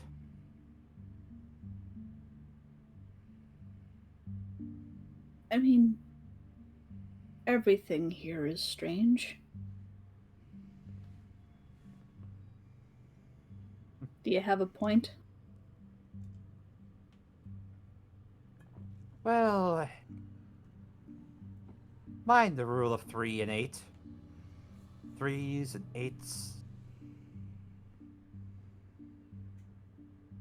And if you don't, they'll swallow you up. And as you visual fade, it'll cut. No, wait, what's the rule of 3 and 8? Like to imagine that she was just shouting that as she woke up. Alright.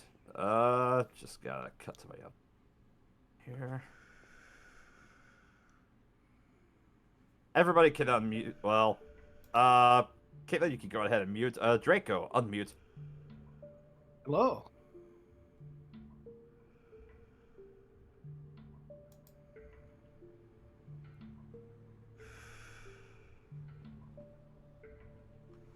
How goes?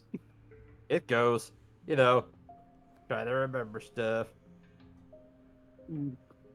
Let's see.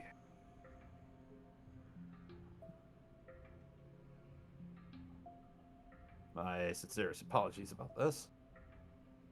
No worries. There If you go. you need the Fey visitor's name, I do have it in my notes. Oh, I have it here now. Oh, good.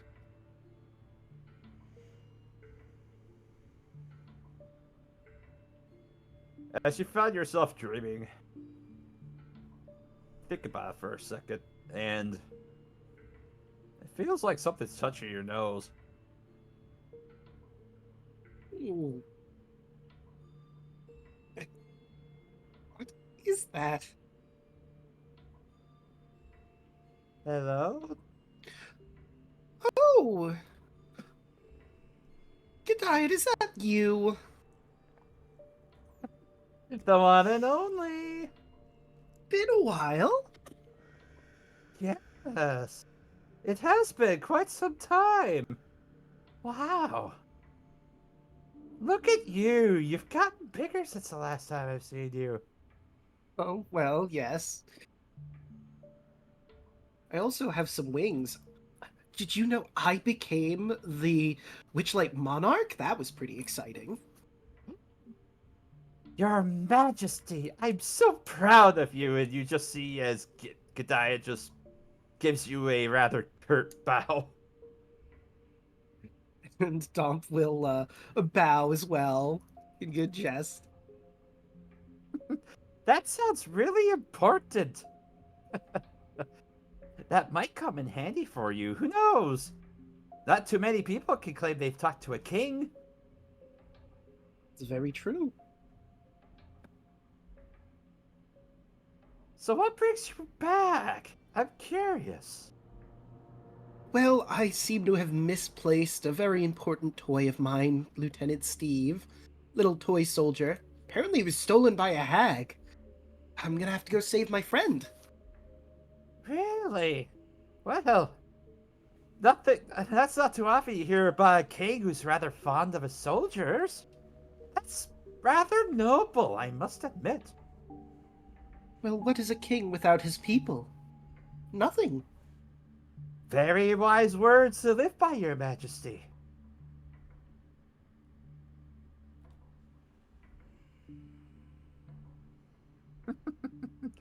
I think you'll do just fine.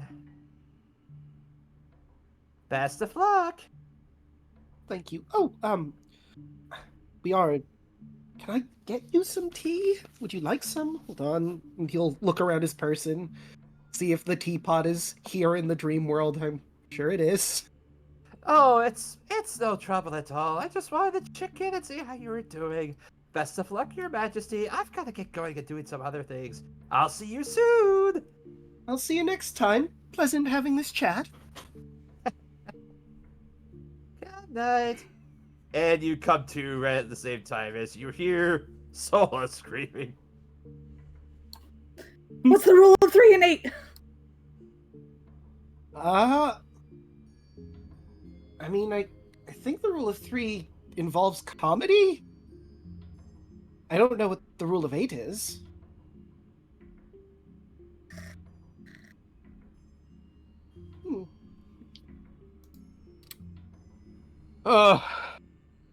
Um, I'm kind of tired still.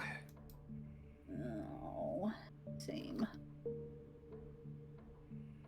Feels like I didn't get any rest at all. Stupid pixies.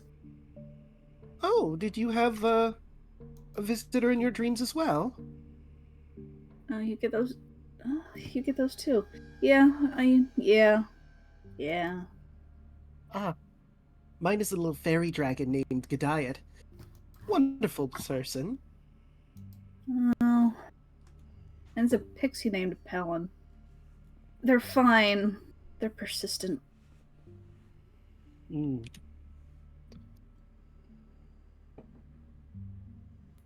Anything interesting? I mean, I imagine it involves rules of 3 and 8. Whatever they said. Oh, she rubs her face. They were talking in riddles. There were something about how a 3 looks like an 8, and an 8 looks like an hourglass. And if you turn it on its side, it looks like infinity. And something about time. And mind the rule of 3 and 8, or else it'll gobble you up, or something like that. Interesting. Godiot told me that the charm of the Witchlight monarch's probably going to become useful, and that not many people get to talk to a king, so maybe I have to mention to someone somewhere along the way that I am royalty. Well, carnival royalty, but royalty. Well, I mean, it is the Feywild. It is the Fey. I feel like they like that kind of thing.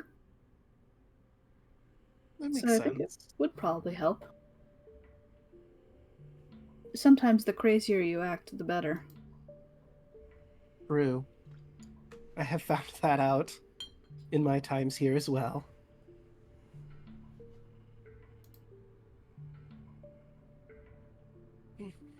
Do you think the others will let us take another rest?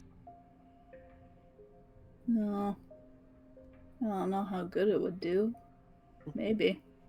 Well, I Although- have this new tea ceremony I'd like to try, but we'll have to wait for us to hunker down again, I suppose. Probably. Hard to say. Predicat seems like the type that's very get up and go kind of person. All right. If I didn't specify earlier, the rest of you can unmute. So. Yeah, I kind of wanted to like respond to waking up from someone screaming. Yeah, go ahead. Well, no, Let's the rewind back to that moment. moments passed. They had a full conversation, so I guess we're all sound sleepers. Sorry. I'm so sorry. True. I thought that would have been a good cue for all of you to unmute, but I should have been specified. I'm sorry. You're good. Well, no, 3 people Yeah. failed, but only 2 people had dream visits, so. Sindara just wakes up yelling, "I'll kill you if you take my candy red." Vexa, as everybody Ye- appears to wake up, you kind of look at the door of the tower. It's weird. You see a face. For a split second, you see a face form on the inside of the door, and it just frowns. And then it disappears. The door's open, you said? Well, no, it's not open, it's closed. Oh, so a face. So basically, I see a face through the window. Is what you're saying? No, it's like it was a face on the door itself. Oh, It's odd. You didn't notice it earlier, but the features on the door made it look like it was a face, and it just frowned at you. I thought I heard you say it was on the inside of the door, which made me think it was open or there was a window, but that's No. because just blinks and whoever is like sitting most close to her, she'll just say, "Huh, the Feywild must be getting to me. I swear I saw a face on that door." No, that's something that could realistically happen here. Not sure who it is, but someone might have been watching us. Also, Or the tower's alive. I'd also want to point out, you all would have noticed Paradicott sleeps standing up, leaning against a wall, and the only way you can tell he's awake is that he started puffing on his pipe. Ah, I swear you get creepier and creepier the longer I get to know you. It doesn't matter, we're leaving today. Let us eat and then be on our way. Oh, that rhymed. oh yeah. Paradicott is already fishing in his in his pack for food.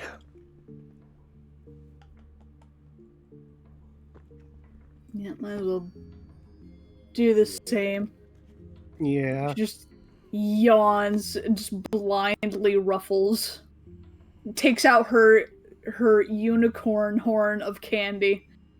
Yeah, this will do. Paradicott literally pulls out, because I now own this as a pillow, Paradicott pulls out the stereotypical anime meat on bone. Zendara just stops and looks at the candy. She'll pop one in her mouth. Look over. Hold out the horn. You want some? She melts it and grabs some. Well, we'll just have some dried fruits he has in his rations. I say, would one of you be willing to part with some nourishment for myself? I am incapable of acquiring it, as I am trapped within this cage. Yeah, I could see about putting some in there. The tea didn't work, but maybe this will? And Dump will try to slide in a bit of dried fruit for him. All right. Yeah.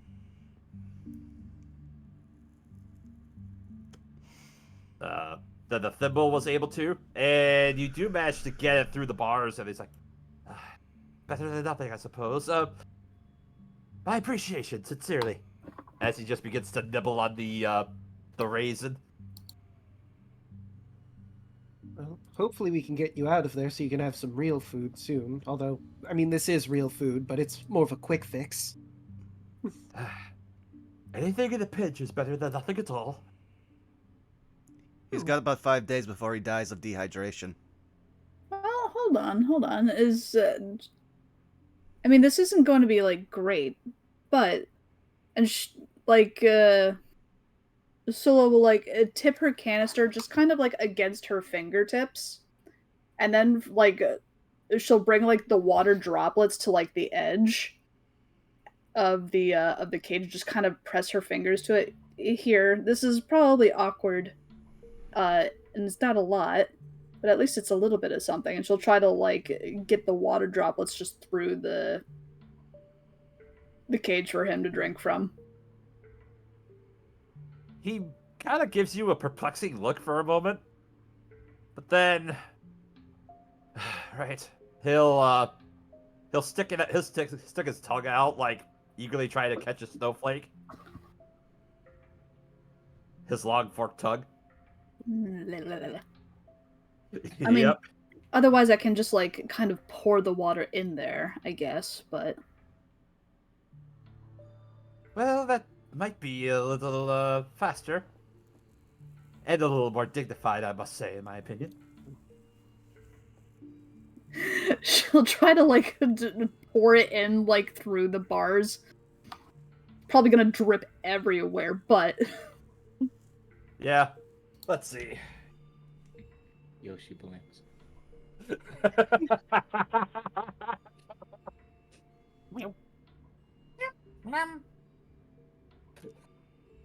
He awkwardly tries to.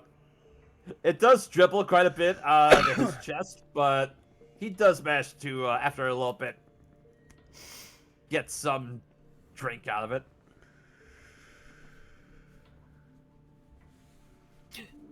Milla, I'm gonna do something stupid. What's that, Chaco? Veska's gonna pull out one of those purple mushrooms that she found earlier and is going to attempt to eat it.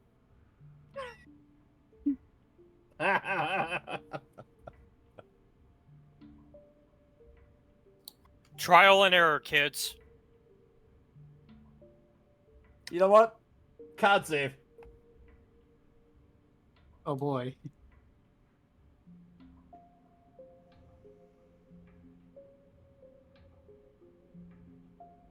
Eh, 14. Yeah, you have a warm, fuzzy feeling drape over you. Kind of feel like you lose yourself in the stupor for a moment, but you pull yourself out. Oh. Oh.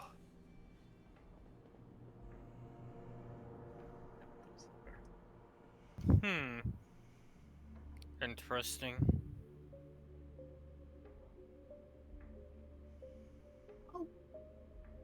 Goodness me, I just realized we never actually properly introduced ourselves to you, did we, Sir Talavar? Pleasure to make your acquaintance. My name is Domphilek Marzavar, though Domf, if that's easier for you. And he'll stick his like finger out to shake since, you know, the cage and everything. He chuckles a little bit. Ah, Master Domphilek, it is a pleasure.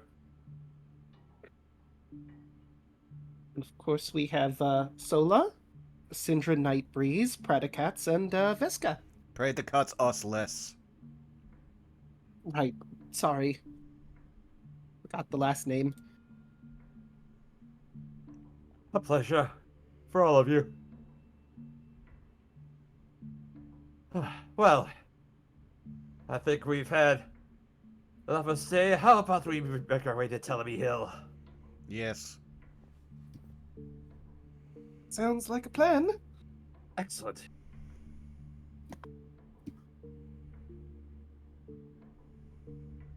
All right.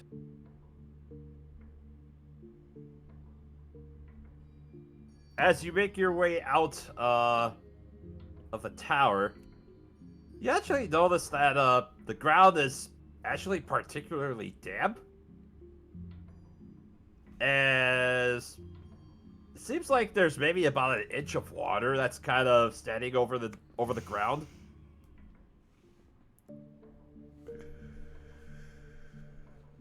As you kind of make your way out to the various wet spots, you actually do manage to see a small stream actually kind of splay out before you.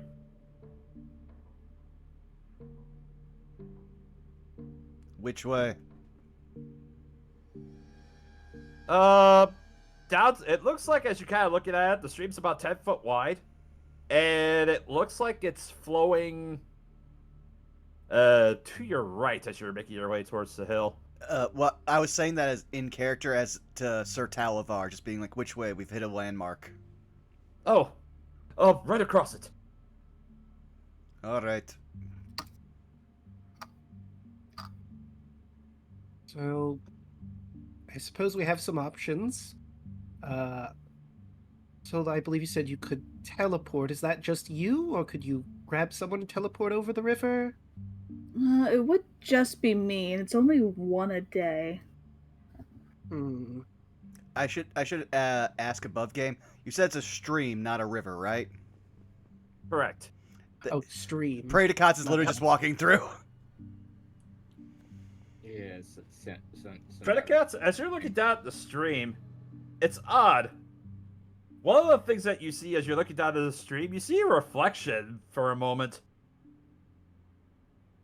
As you cross the stream, you see a hag with toad-like features relaxing in a pool of water, while miniature versions of her ladle the water and pour it over her head and shoulders.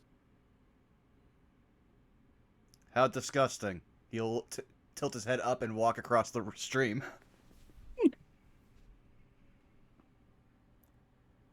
Wait, what is? Apparently there's a vision of the hag in the river. There is? She'll look in the river. Will also look genuinely curious. Alright. Well, Alright. Sola, when you look at the river, you see a tall, thin figure wearing a pointy black hat and a hooded black cloak that climbs a rickety staircase leading up to a large, ramshackle house built on stilts. As the figure approaches the house, their shadow seems to detach from their body, move across the walls of the house, and crawl through an open window.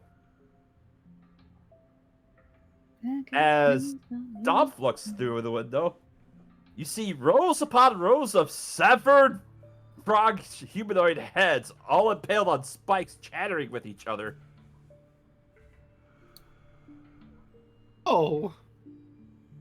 Well, As that's Sidara, as you look through the stream, you see a headless, child-sized scarecrow with metal lobster claws for hands, trying on some new heads, including an upside-down wooden bucket and a withered head of cabbage. It decides on a large gourd. aw, cute.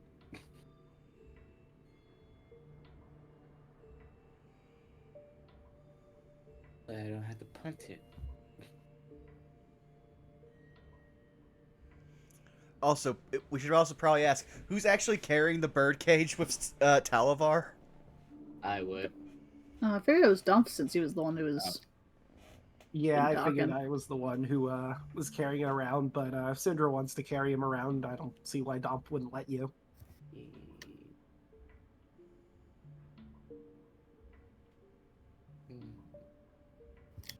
I just know Praedycots wouldn't. Actually, we could let Dom carry it. Because I just thought of something that if I do something, he might be in really good big danger because I'm up front. Yeah, that's true. I might have to put him down to cast, but we will see. Well, it sounds like we ford the river. Or, again, the stream. Mm-hmm.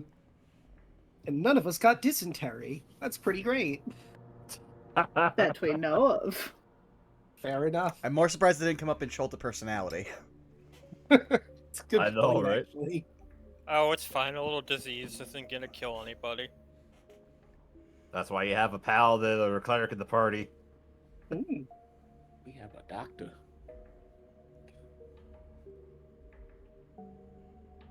You do have a doctor. But yes, Alright. go ahead. I only promised to keep you. I only promised to keep you alive. I didn't say it would be. I didn't say it would be painless. Fair. You know, I don't know why, but the first thought that entered my head is Veska at like the psychiatry desk from Peanuts. The doctor is in. True. Alright.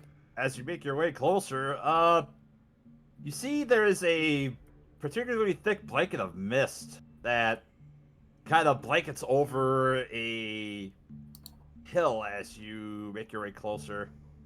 As you manage to make your way through the mist, you are greeted by the scent of sweet-smelling fruit.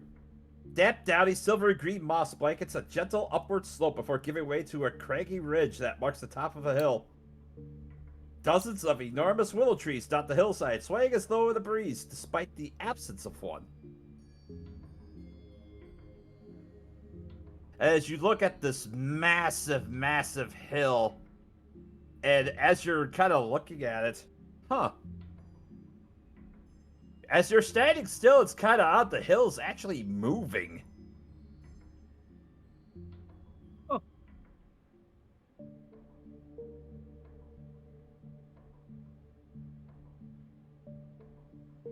Disconcerting.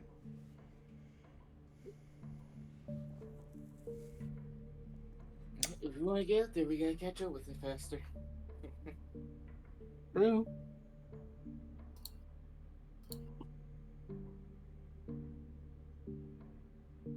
Well, Yeah. can't let it get away, I guess. Yeah.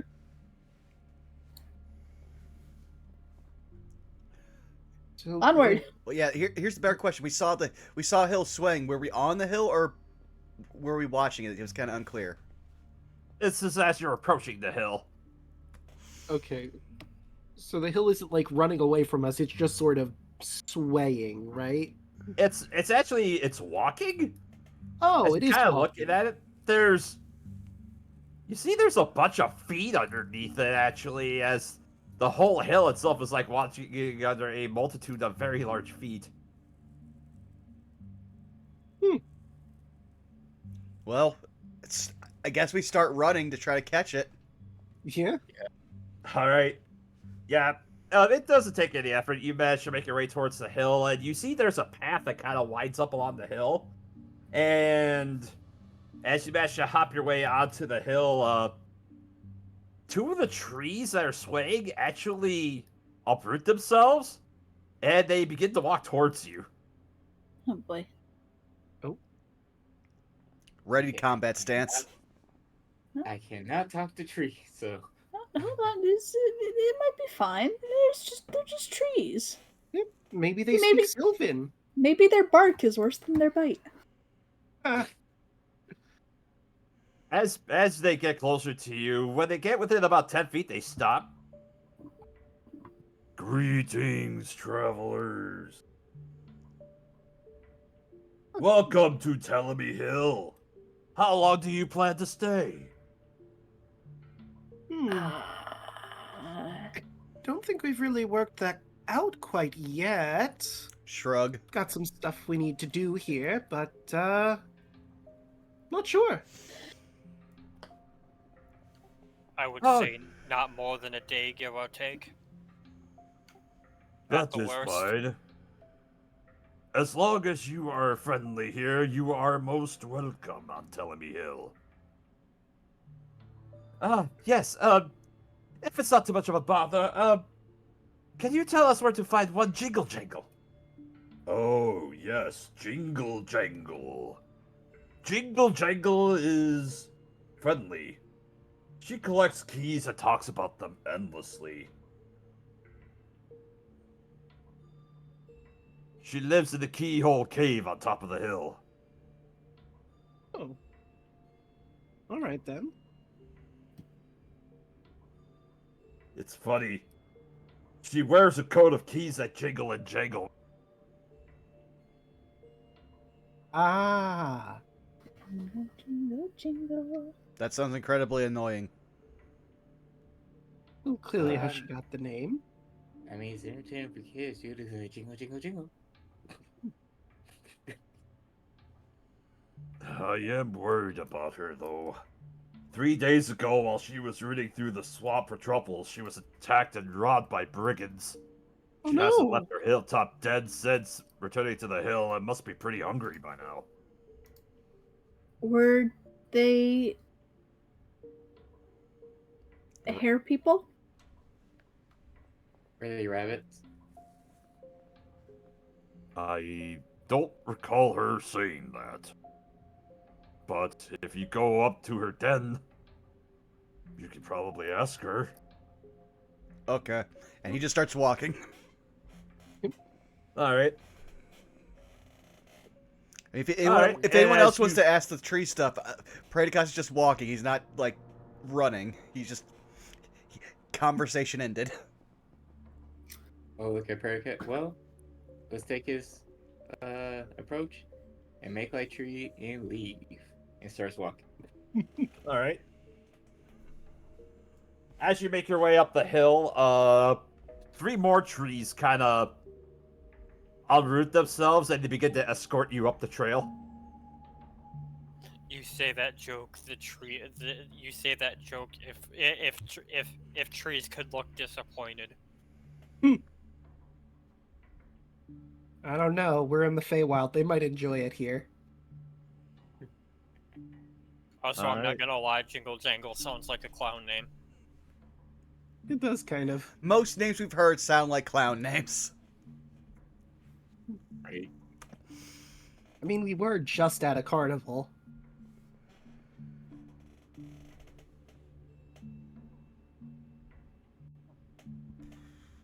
But it sounds like we're just walking Alright. up. Yep. As you make your way up, yeah, you do notice there's a keyhole-shaped cave that's up here. Do you make your way inside? Yeah. Yep. Yes. All right. As you make your way inside, Wardstone steps lead down into what feels like a cellar. It's chilly in here, and you detect a subtle scent of iron in the air. From a distant spot within the chamber, sputtering candles illuminate a multitude of keys dangling from taut strings that crisscross the walls. Hundreds of other keys lie strewn across the dirt floor. As you take in the scene, you hear the sound of keys jingling as a goblin emerges from the dimness. She wears a coat lined with metal keys and carries a flail that has padlocks for heads. She manages a faint smile and says, "Oh, my jingle jangle, unlock a bit of happiness in your lives today." Aw. Hello. Hello, Miss Jingle Jangle. We were wondering, might you have a key for our friend's cage here? Let's see.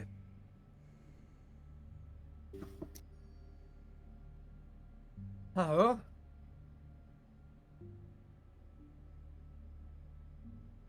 Well, silver key? Perhaps. Let me look. And she just kind of looks around a little bit. Silver key, here. Better you should have it than those long-eared brigands. First they stole Jingle Jangle's truffles, next they want Jingle Jangle's keys. Someone ought to give them a good shaky down so they know what it feels like. I killed I one of actually already them. did that. Yeah, we already did that, actually. It's true. They tried to make us black and blue and steal from us, and, well, one thing led to another. One Oh. thing became red and black. You see, Jingle Jangle was digging for truffles in the swamp when a bunch of herringons leaped out from behind the reeds and shrubbery. They took Jingle Jangle's truffles, threw Jingle Jangle down in the mud, and whacked Jingle Jangle with their wooden clubs. Well, good news. And she'll hold up the gourd. We robbed from them, so they got a taste of their own medicine. Well, that is... You have Jingle Jangle's thanks for that. But...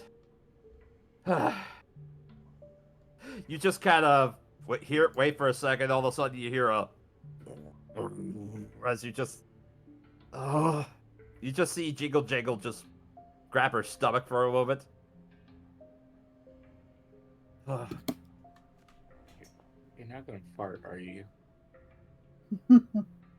No. No, Jingle Jangle's truffles, but... Could you spare something for Jingle Jangle to eat? You know, I think I might have something. And he'll pull out another ration and hand it to her. Vetsuko holds up the other mushroom. So we'll hold up a piece of candy. Oh, Mara gives her a sucker. oh. Jingle Jangle, thanks you so much. Oh.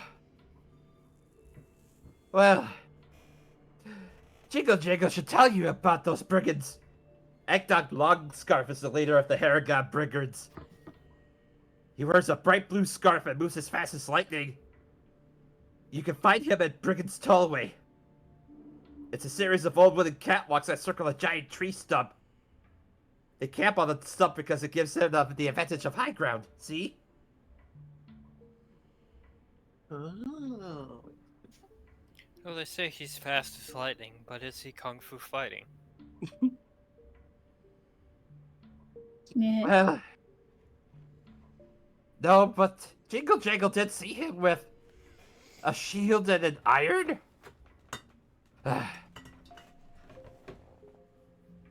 You say that, and now my mind is picturing he's wielding a golf club. Oh no.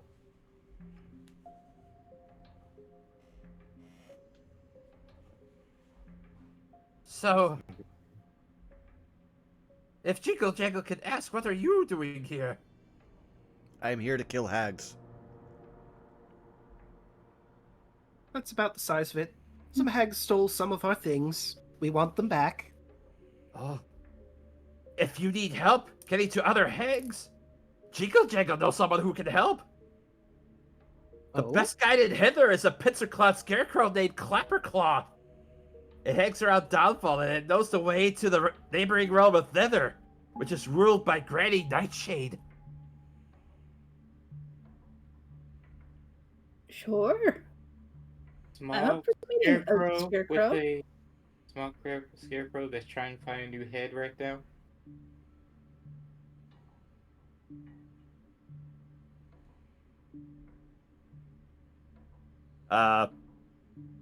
Jingle Jangle just kind of blinks for a moment. New head? Last time Jingle Jangle saw Clapperclaw had a stag head. Well, when I looked in the stream, it looks like he was putting a gorg on his head. Oh, that's sad. Jingle Jangle liked the stag head better.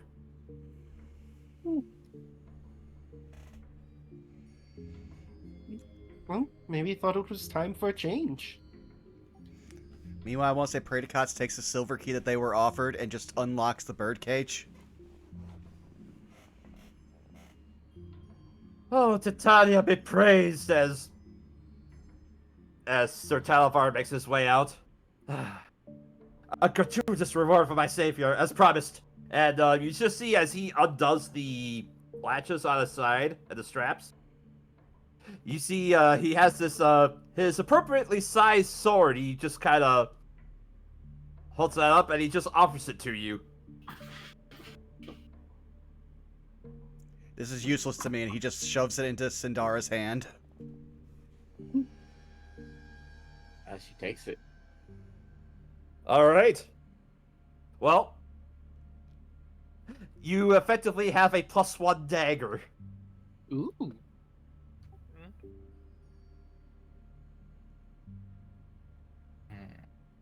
I mean, I'm probably not going to use a dagger, but I do have a dagger. If daggers aren't really more your speed. Everyone has proficiency with daggers. That's one of the things in 5e. Oh, never mind. I did not know that. Unless for some reason you don't have proficiency with simple weapons. I don't know how you would wield a dagger in that point. Looks at Sola, Dom, and Bert. Do you guys want it? Well, take it if you don't want it. Rudy kind of pipes up, well, yeah, I could probably use one too. Oh, hey, Maybe. Rudy, I didn't know you were here. Being kind of quiet. I didn't care. Yeah, well. Oof. God damn! That's cold. I'm sorry. About as cold as the corpse. My guy's an asshole. I'm sorry. I know, but still.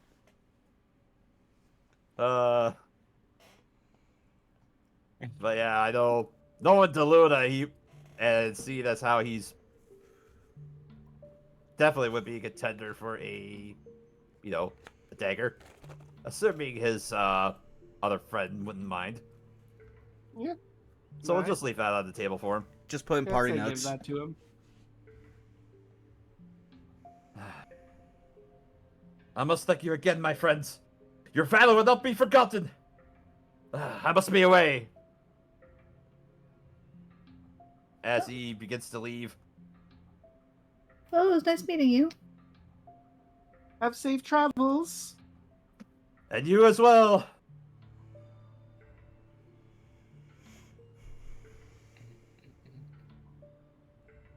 Well, I guess should we try to find this scarecrow? Is our As best well. is our best lead so far. All right. So, where is this fellow? Jingle Jangle.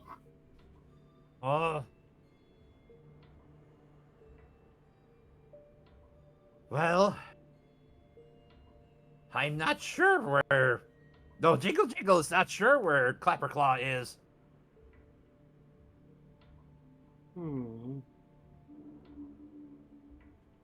Where was the last place you've seen him at?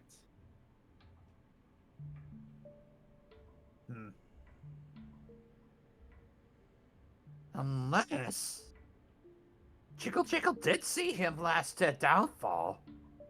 Maybe try Downfall? Well, even if they're not there, we know one hag is there, so we can kill that hag. I say that's the best. Where's Downfall from here? Approximately? It is past Brigand's Tollway. Alright, we'll have to go through Brigand's Tollway then, it seems. Unless there's a way around it. And where is that? We are very, very bad at directions. Oh, Jingle Jingle, show you. As she'll begin to, you hear the jingle jingle of her shirt of keys as she makes her way to the mouth of the cave. All right, we'll follow her. Follow over. It is a couple days walk that way. As she points towards this direction. You go down that way, and then it's just a little further past there. Alright, we have a goal. Alright. Well, no time like the present. Onward again. Alright.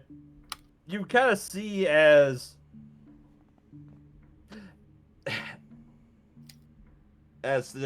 you begin to make your way down, you notice that there are a lot more of those trees. They just kind of go to follow you down the hill. They're vibrantly beginning to sway as you as they kind of begin to dance around you. It's like, oh, Jingle Jangle is so happy. We are happy too. Aw. Well, pleasure making all of your acquaintance.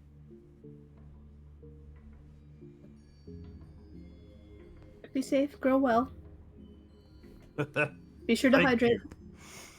One of them just kind of prances up towards you. Oh, here. I think you dropped this. Oh, wait, no, Jingle Jangle must have dropped this. But I think you can have it.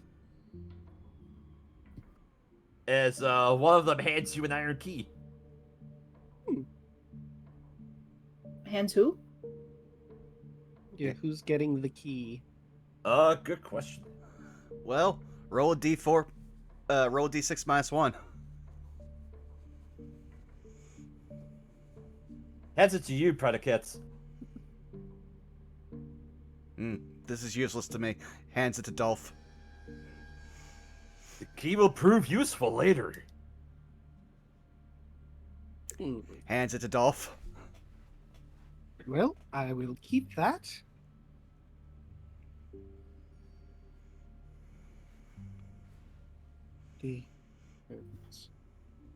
Yeah, you guys get a sense that Praedykas doesn't carry a lot of stuff. What little metal he has on him is like a knife, a sickle, and his belt buckle. No, pretty good. Don't you like presents at all? The only gifts I care about are from my mistress, and one of them was my life. Well, I mean, no, that is fair. But you know, what's a life without, you know, a little bit of joy here and there?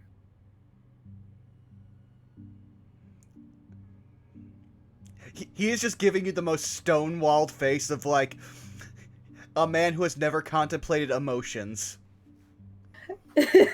Ooh, I see. We'll have to work on that. jeez, and I'm the one without a soul. Centaur squints. I must get him drunk now.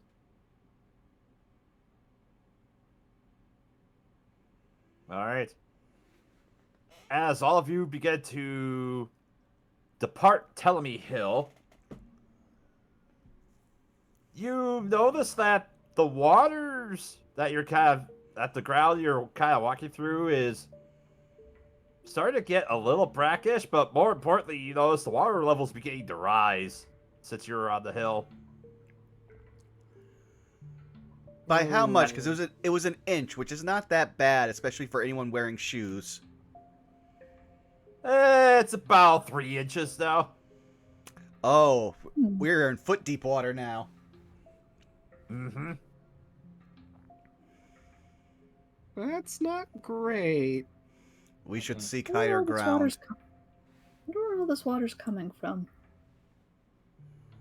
Well, the ground, probably. I mean, I suppose. As you begin to trudge forward, despite your best efforts to look around, you find that there is really no other higher ground to be seen. But after a couple hours of making your way through, trudging through this swamp, the water does get up to about knee high. But as you make your way through, you actually do stumble upon a raft, just barely floating on the surface. Oh, hey! How fortuitous! Indeed.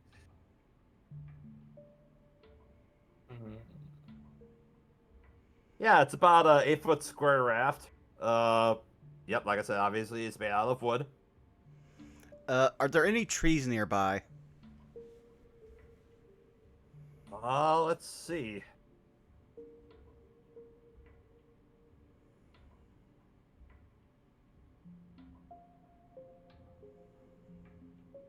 Roll a survival check for me. Oh boy, this is the character not to do that, but I'll do it. Man, I missed my Sunday game. Oh, okay, I'll take it, yeah! Eh. Yeah, you do notice there's a different rotted tree that's actually not too far from where the raft is. So Ah, perfect. Praedykas goes up to it and just again rips off its 2 longest branches. all right. Yeah, you do manage to get yourself. Yeah, you do get yourself about a couple of decent length branches.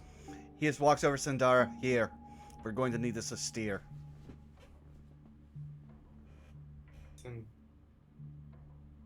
How's the snail doing in the water, actually?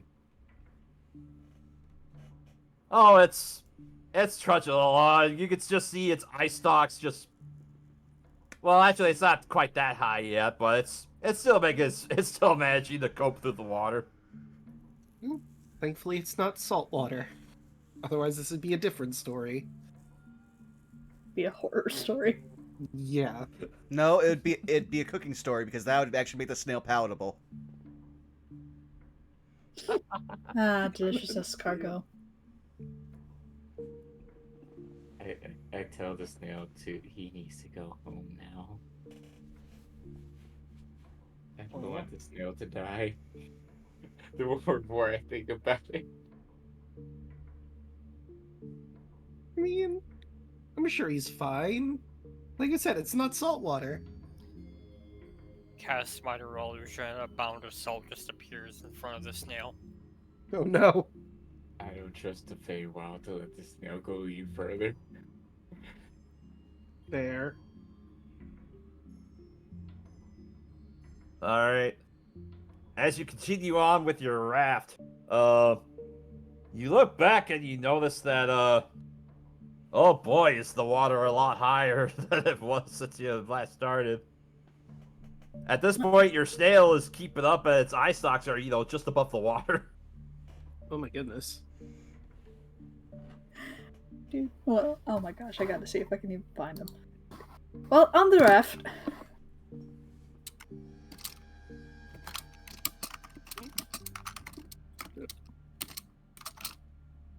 Oh, come on, Tony. Yes, there it is. That's Perfect. just what I... No, not in party notes. Dang, gummit. This is not where I wanted to put it. Oh, well, it's in party notes, and that's just what I imagined. I saw it. Yes. That blasted crocodile.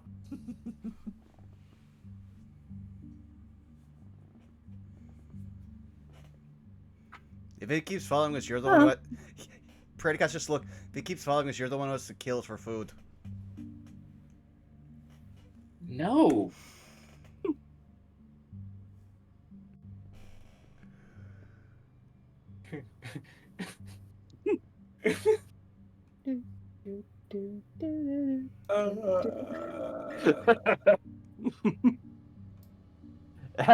As you begin to, or as you continue on your trek, at one point you are met with an odd sight. As I have to see if there's a handout for this. Ooh.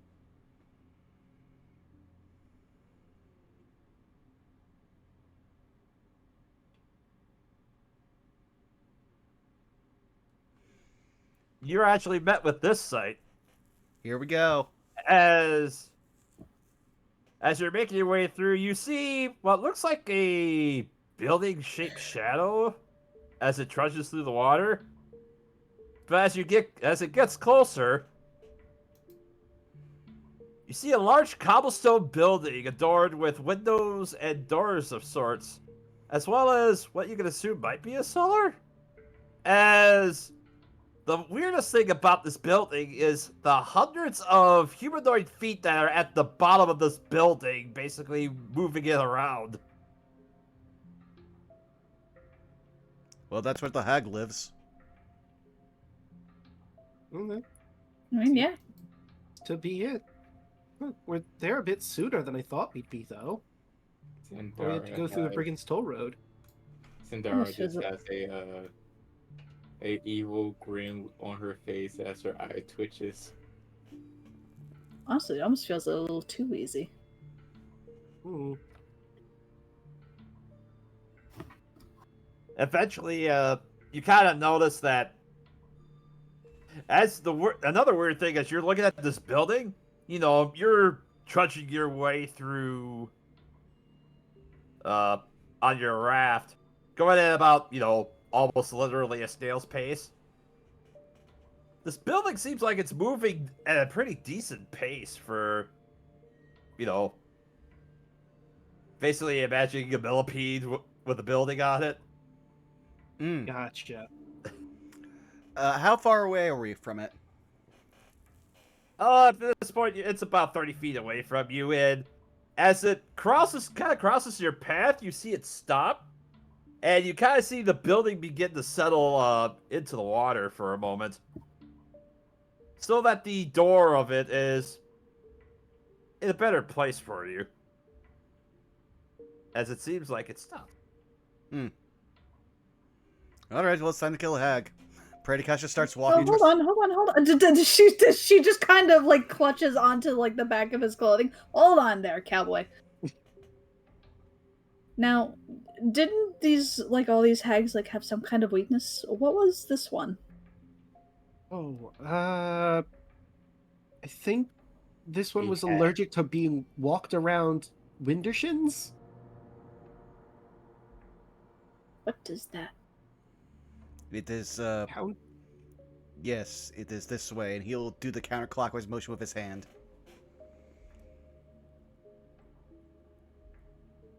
You notice that as you're discussing it,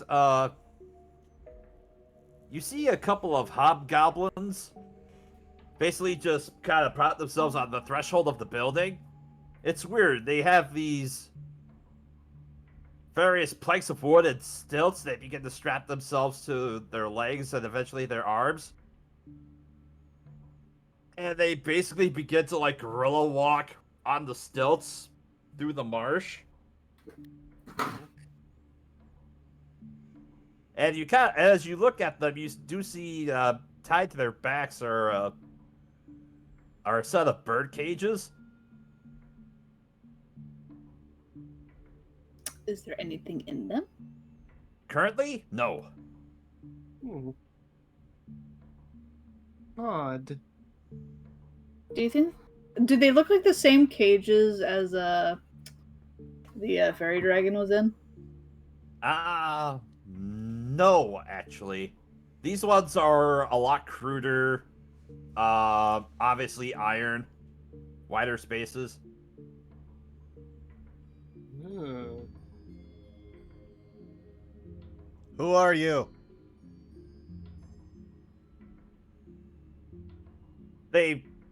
One of them, as they're walking, they just kind of turn their heads. They look at you for a second, but then they resume their path out of the way. Well, I guess they're They do just nod an acknowledgement, but they just keep moving. Sindaro pull out some rope and tie a knot to the boat, and then try to find a spot on the house to tie a knot to so the boat won't float away.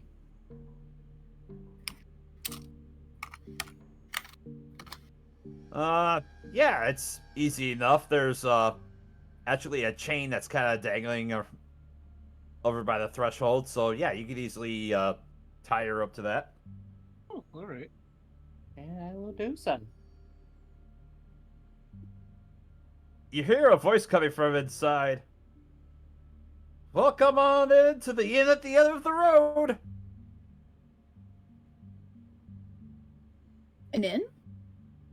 Wait, so the hag doesn't live here? Wait, I guess maybe. Hmm. I guess there's more You- than one moving building around here. You hear an audible spit coming from inside the tavern. Ha! No hags here, I assure you, friend. Come on in. Hmm. Damn it! I thought it was too early for us to find that. See, we said we even said it was too. It was too easy, and of course it was too easy. Pradykash just walks in to see what the voice is. Yeah, as you make your way inside the inn at the end of the world, it's a very it looks like your typical tavern. Very plainly splayed out, save like a few mud tracks coming in and out of the entrance. There's a nice, well-lit hearth. There's a very nice-looking bar that's kind of stretched out, and sitting behind it is an elderly human woman as she minds the bar behind it. Come on in, we don't have any hags here. Just old Sue Harabacks at your service. I want to believe there's been a lot of ambient water as we've gone down this, flooding, and Pradykash just shakes himself dry like a dog.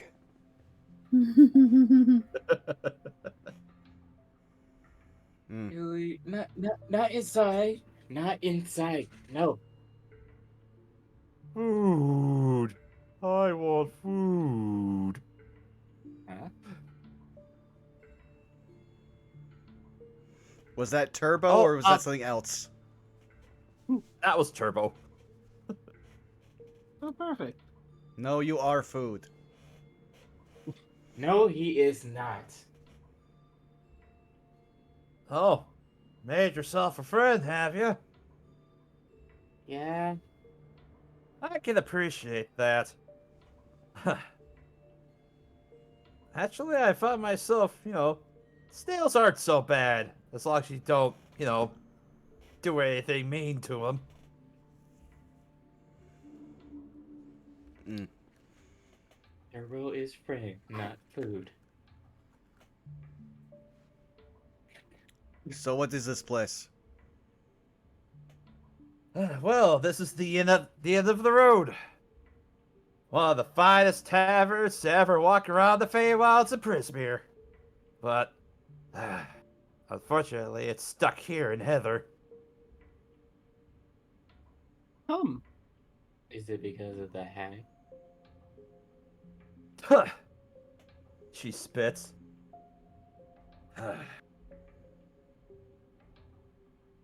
You just gotta hear her mutter under her breath. Vexa, you'll hear this the clearest. In Zablina's time, this was the talk of Prismere.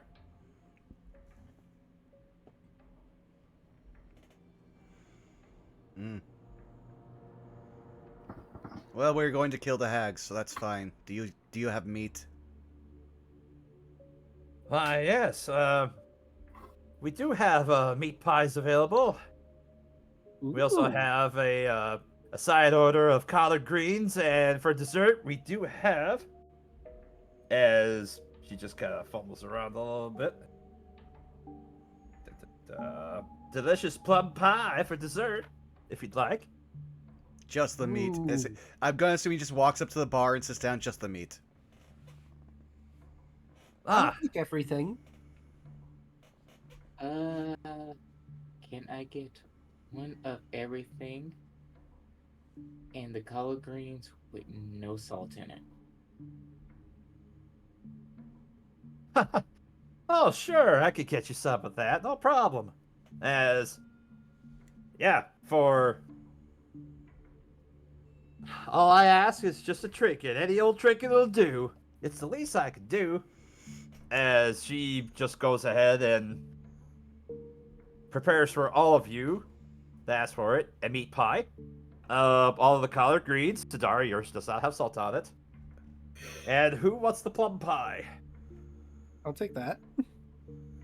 It's about to say, Predicats will just, because he hasn't done it today, reach in, pull out another tooth, because you'll notice it's the same tooth from yesterday, and just put it down. There you are.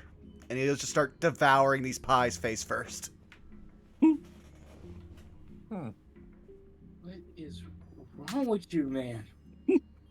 They grow back. He did say that. That's not the weirdest thing I've seen, but all right. I mean, As she takes the tooth. If you want, for the next Was 8 that hours, you can speak to me mentally.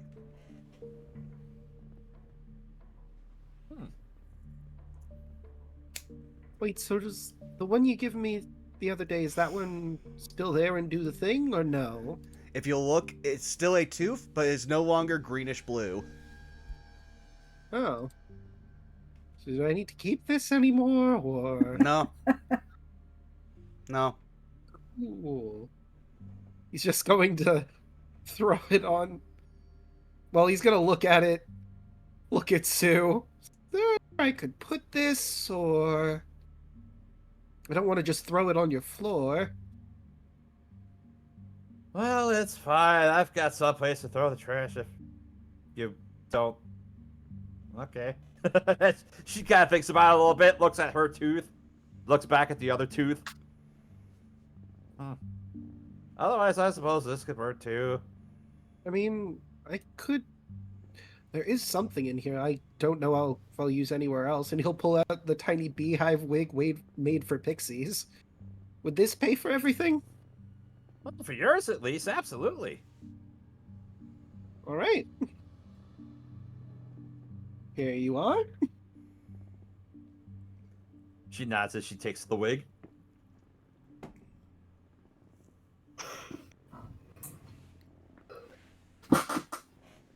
And Hourglass will slowly go into her little bag and pull out 3 suckers and put them on the table.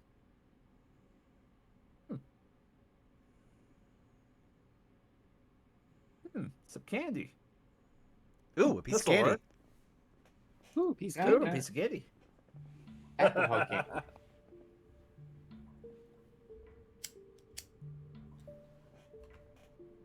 Well, actually, they're alcohol candy.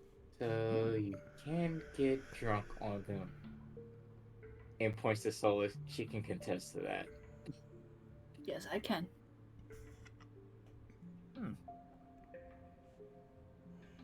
And how about you, little lady? As she looks over to you, Sola. Yeah, I guess I'll do the plum pie. She'll pull out the now probably empty Witchlight wine bottle. How will that do? Eh, I guess. Sure.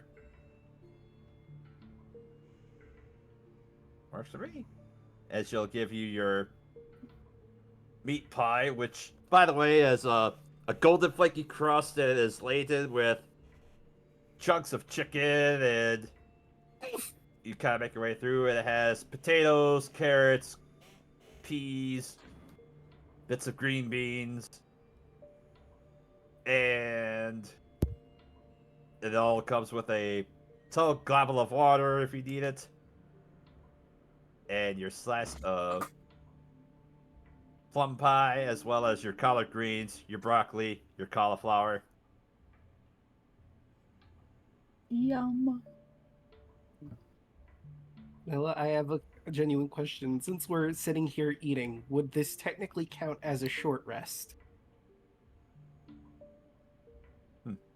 Well, after about 10 minutes, as you guys are sitting down, you do feel the tavern kind of lurch a little bit as it goes. You feel itself shuffle a bit and pick up as it begins to lean slightly, as you feel like you're moving inside the tavern. So, what were those hobgoblins from before? Oh, the old stilt walkers. Yes. Oh, they're scavengers mostly. They usually forage around for eggs of various creatures in the swamps. As far as I know. Then they usually like to trade them with people. Usually I get them for my eggs every once in a while.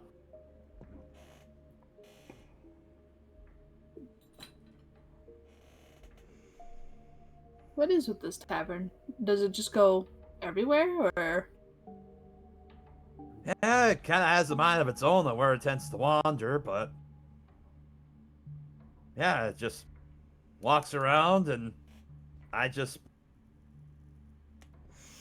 be as hospitable of a host for wherever it winds up. Have you seen another house that was wandering around at all? Nope. This is the only house that wanders around that I know about. Wait, what Insight. other house? Yeah, go ahead, roll insight. Caitlin is inclined to believe her, however. 13? Yeah, Sola believes her. Ah, Seems like she's Wait, being honest. Are you talking about the hag's house? yeah. That's on stilts.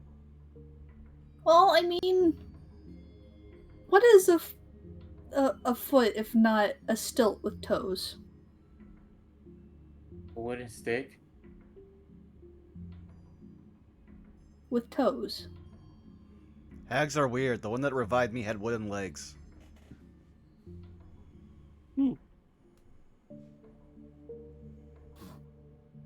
Yes, all hags have their own flavor of weirdness, from what I've heard.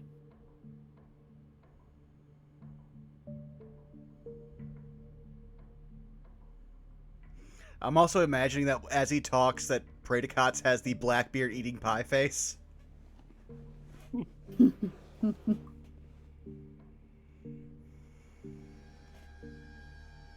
Well, I don't know why I thought you were about to say sticky beer from Codename Kids Next Door. No, that'd be if he was eating candy.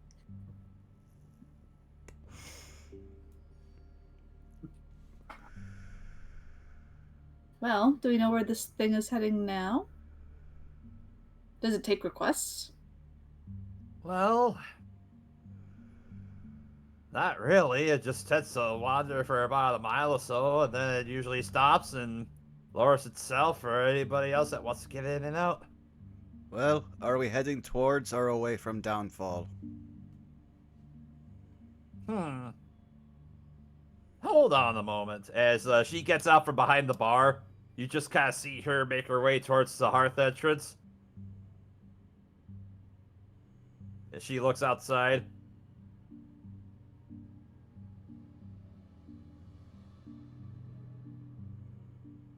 Well, looks like it anyway. At least for a little bit. Then we should take our time to rest. Once it leads down again, we can leave, because we still need to make our way towards the brigands, bandits, whatever place. Oh, you're heading for the Brigand's Tollway, too? Mm-hmm. Huh. 2? Weird place about that. There used to be a gigantic tree that grew where they decided to build all that stuff, all those boardwalks and whatnot. Used to be the tallest tree in all of Prismere. Until somebody cut it down.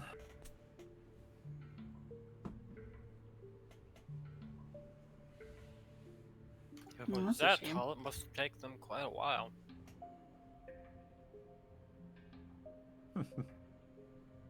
Well, I have a feeling that Sabrina may have had something to do with that tree. I know some other characters have said it, but my character was plainly not caring or listening. Could I do a roll to know who that is? Sure. Let's see, Sabrina. Just give me a intelligence check. Oh boy, Could any of us do that? Or Sure. 12. also 12? 12. Intelligent.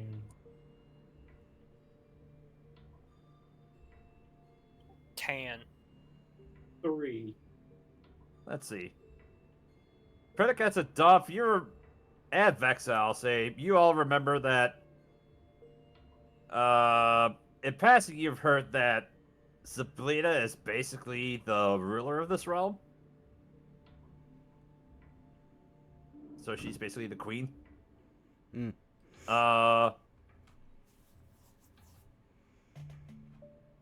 But yeah. What exactly happened to Zablina? Rumor has it that she got stuck in her palace, but I'm not sure what else happened aside from that. Sounds like she's weak. Wait a Or lost. And let me just remember. Vezka would perk up. Huh. Reminds me when we left, Mr. Witch and Mr. Light said something to me. Said, Oh? mind the rule of 3, future, present, and past. Find the alicorn and free the dormant queen at last. I wonder if that refers to Zablina. Rule of 3! Oh, Wonder yeah, if that's that's what that is. right. But what's the rule of 8 then? What is this? Maybe it's the 3 hags? I get dreams. I get a visitor in my dreams sometimes, and I actually got one last night. And they were talking about the rule of 3. What are dreams? It's like a picture show when you sleep. So, some people the mortal races, when they go to bed, they see visions. Sometimes good, sometimes bad. Sometimes not related to anything going on around them. It's very hit and miss. That sounds annoying. Well, now that you mention it, there are 3 rules about in Prismere. I take it you're not from here. Nope. No. Nope. There are 3 rules that most people abide by when they're in Prismere. The rule of hospitality, the rule of ownership, and the rule of reciprocity. The rule of hospitality: when a friend, an enemy, or a stranger enters your home, you're expected to be gracious and accommodating to them until such a time as they prove by their words or actions undeserving of such hospitality. The rule of ownership: you must not steal from a friend, an enemy, or a stranger. To take something that does not belong to you without the rightful owner's permission is a crime and an unforgivable breach of etiquette. We all look over at Sola. Yep. This is just one eyelid blinks and then the other. Hmm. So that's why they wanted permission. Hmm. And the And last. finally... Oh, go ahead. No, he literally just said, and the last. And finally, the rule of reciprocity. When a friend, an enemy, or a stranger offers you a gift, you are obliged to accept it and offer something of comparable value, be it a gift or a service in return. Such reciprocation need not happen immediately. Okay, then we're fine. They offered us a beating, we gave them a beating, and we took their thing. Yeah, that tracks. Can it really Dude. be considered stealing if you have to ask permission first? Because at that point, I feel like it's borrowing. No, look, Sure. as I remember it, they asked to be robbed. They very specifically said, this is a stick-up, and we obliged.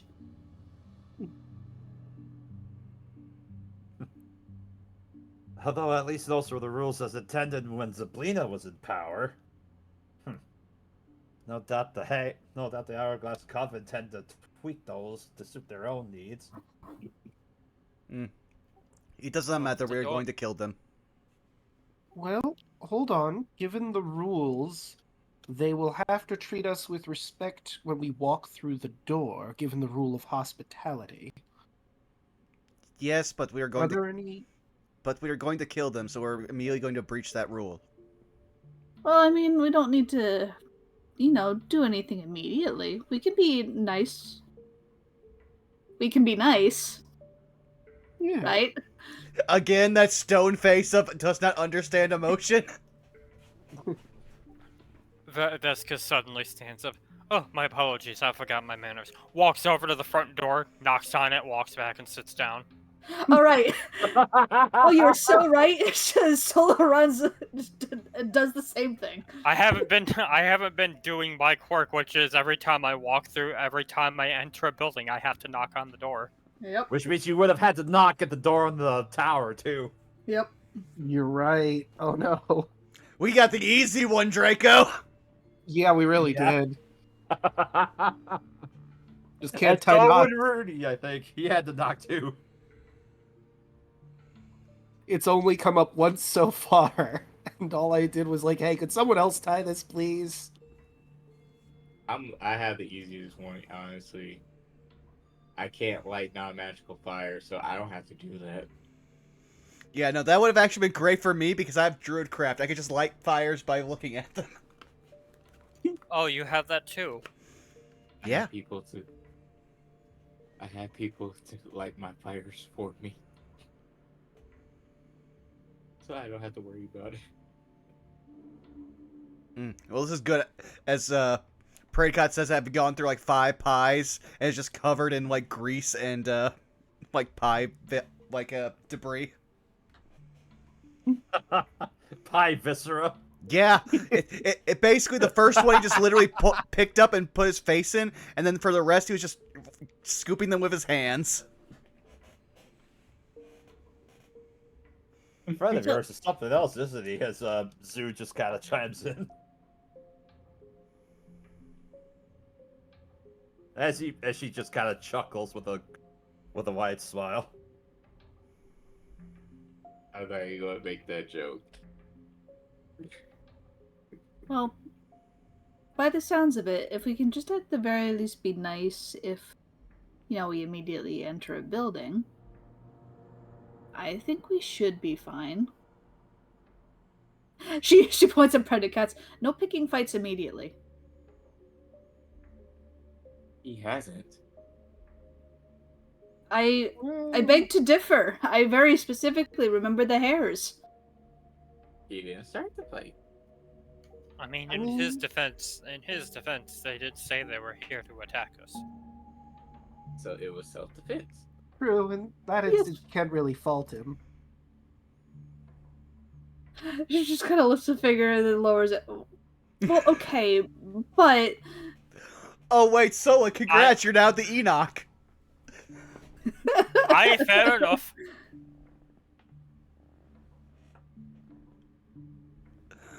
We'll just have to be polite and courteous and try not to start any fights. Now, if someone starts fights with us, then that's all odds off the table. I threatened them. They rose to the challenge. I put them down. You're still lucky you got to hit one of them. It was not worth it, trust me. Yeah, but I wanted to punt it like a football, or like a ball. You know, you're lucky that. I suppose you're lucky that Sabrina is unaccounted for. Because usually the people that break the rules, usually they disappear. Without a trace. I don't think we broke the rules in that exchange. No, they told that they were going to attack us, and we obliged. And then we told them if they attack us, we'll attack them and steal their stuff, and they oblige. So technically, we didn't break no rules. Well, considering how instigatory your friend is, and you're concerned for it, she just kind of shrugs. Just thought I'd help out. We appreciate the help. Well, it sounds like if Sabrina was good at their job, my mistress would not have sent me here, so... well, we still know what happened, to be fair, though. True, and everyone has bad days. Or I suppose in this instance, bad however long it's been. How long has Sabrina been missing in action, I suppose?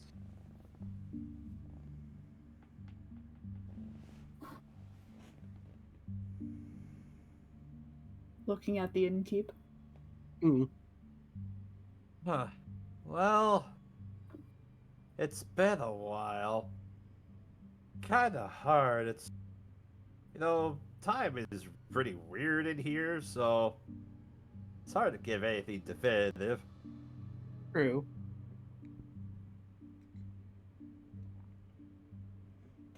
Well, we'll settle for a hard extended period of time.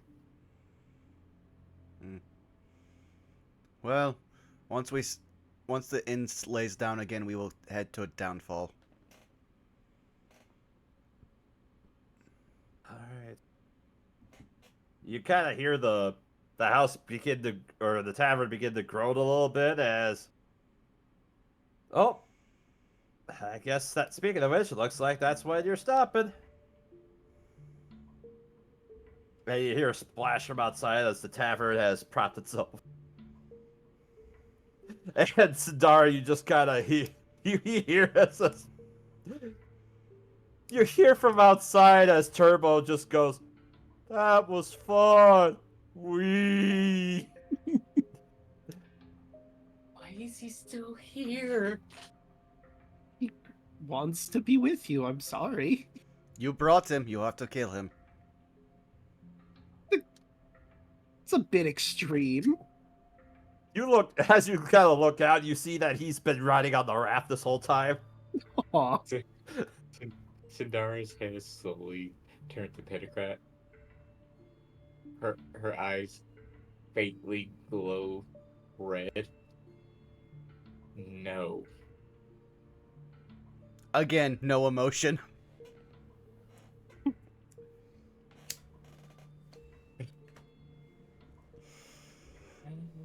Might as well just bring him with us. I don't see why not. Emergency food is emergency food. I will kill you, You will try. and I will succeed. All right. As you guys begin to finish out the last bit of your meal, and you begin to disembark from the inn at the end of the road, this will be a good place to end the session for tonight. Hey. Yes, All right. perfect. Well, I know that several of us have to go pretty much as soon as we finish, so let me just pull up the screen. Caitlin, why don't you tell people where they can find you? Hello, I'm Caitlin C37. You can find me on Twitch, Twitter, Blue Sky, places at Caitlin C37 where I do art. Commissions are open, so if you want a painting, just find my stuff there. Draco, go. Hello, you can find me in all the places as Draco Magnus at DMagnius and Draco_Magnus. I stream Monday, Tuesday, Wednesday, Thursday, and Fridays. We're doing the Crosscode DLC. We're in the final dungeon where the puzzles make my brain hurt hard. So, join for that. Tuesday, obviously, we're here, but when we're not here, we're doing party games. Wednesday, you can find me doing Wind Waker, where I need to power up the Master Sword again, so I have to go over to all those temples and whatnot. Thursday, you can catch me and Deluna 13 as we go through Kingdom Hearts 3, where we're about to get to the Kingdom of Corona and get one of my favorite Keyblades, so I'm pretty excited for that. And last, certainly not least, on Fridays you can catch myself, Royal Hoshi, Lost Knights, Broad and Rod, Onyx Locket, as they go through Odyssey of Rhapsody of Fire. They have to fight Sidon, the God of Storms, and then afterwards, the Tarrasque. Although, I believe this week we are missing, now that I think about it, we're missing one of our players, Than, so we're probably going to be doing Jackbox. So come in for that. And now I will throw this to Milla. Hello. You can find me on Twitter, Blue Sky, either Milla Ninja Nerd or Milla Ninja. Twitch, sometimes Milla Ninja. Also, alternating Tuesdays, you can find me at twitch.tv/Jake as we play Trials of Eidos, Legacy of the Dealbreakers, Volume 2! The homebrew campaign of LeJake. The party has resolved to figure out who has been poisoning the waters and disrupting the naiads and causing the local water elementals to go into a crazy. Tune in next week as the party makes the trek to figure out the source of the corruption. And that leaves Chaco. Go. Hello, I am Chaco. You can find me on Twitch, Twitter, Blue Sky, YouTube, and Ko-Fi, Chocolate Zombie 101. Find me here Tuesdays, every other Tuesday, on this channel for this game, playing Vesca. Earlier on Tuesday's schedule pending, you can find myself and Deluna on twitch.tv/TwitchPerson for Power Rangers Cyberstrike, our Power Rangers tabletop RPG campaign where I play our Red Ranger. That's about all I have. I think Hoshi, go. I think you haven't gone yet. I have not. Hello, you can find me on Blue Sky and on Twitch as Royal Hoshi. You can also find me on Draco's channel on Fridays, and you find me here on Burnout Vaughn's channel as well every other Tuesdays. And that's it from me. Okay, hi. You've already found me here at twitch.tv/BurnoutVaughn, and you know where you can find me. The next stream we have is Saved by the Spell. Thank y'all for coming out. We're going to raid Connor, because we don't have too many people on. So, what's your raid message be? Oh, yeah. Thank you for reminding me. So, Caitlin, Sola got quoted the session. No, stop that. Go to sleep. Let us rob you. Actually, I think... Honestly, I think That should be That our raid should be- message. I was about to say, Yep. let us rob you. Should be the raid message. All right. Yeah, I the like whole that. Thing, the All right. whole thing should be the raid mess. Yeah. All right. Thank you all for coming out. We'll talk to you all later. We love you. Bye bye. Good Bye-bye. night, Good night, everybody. everybody. Bye.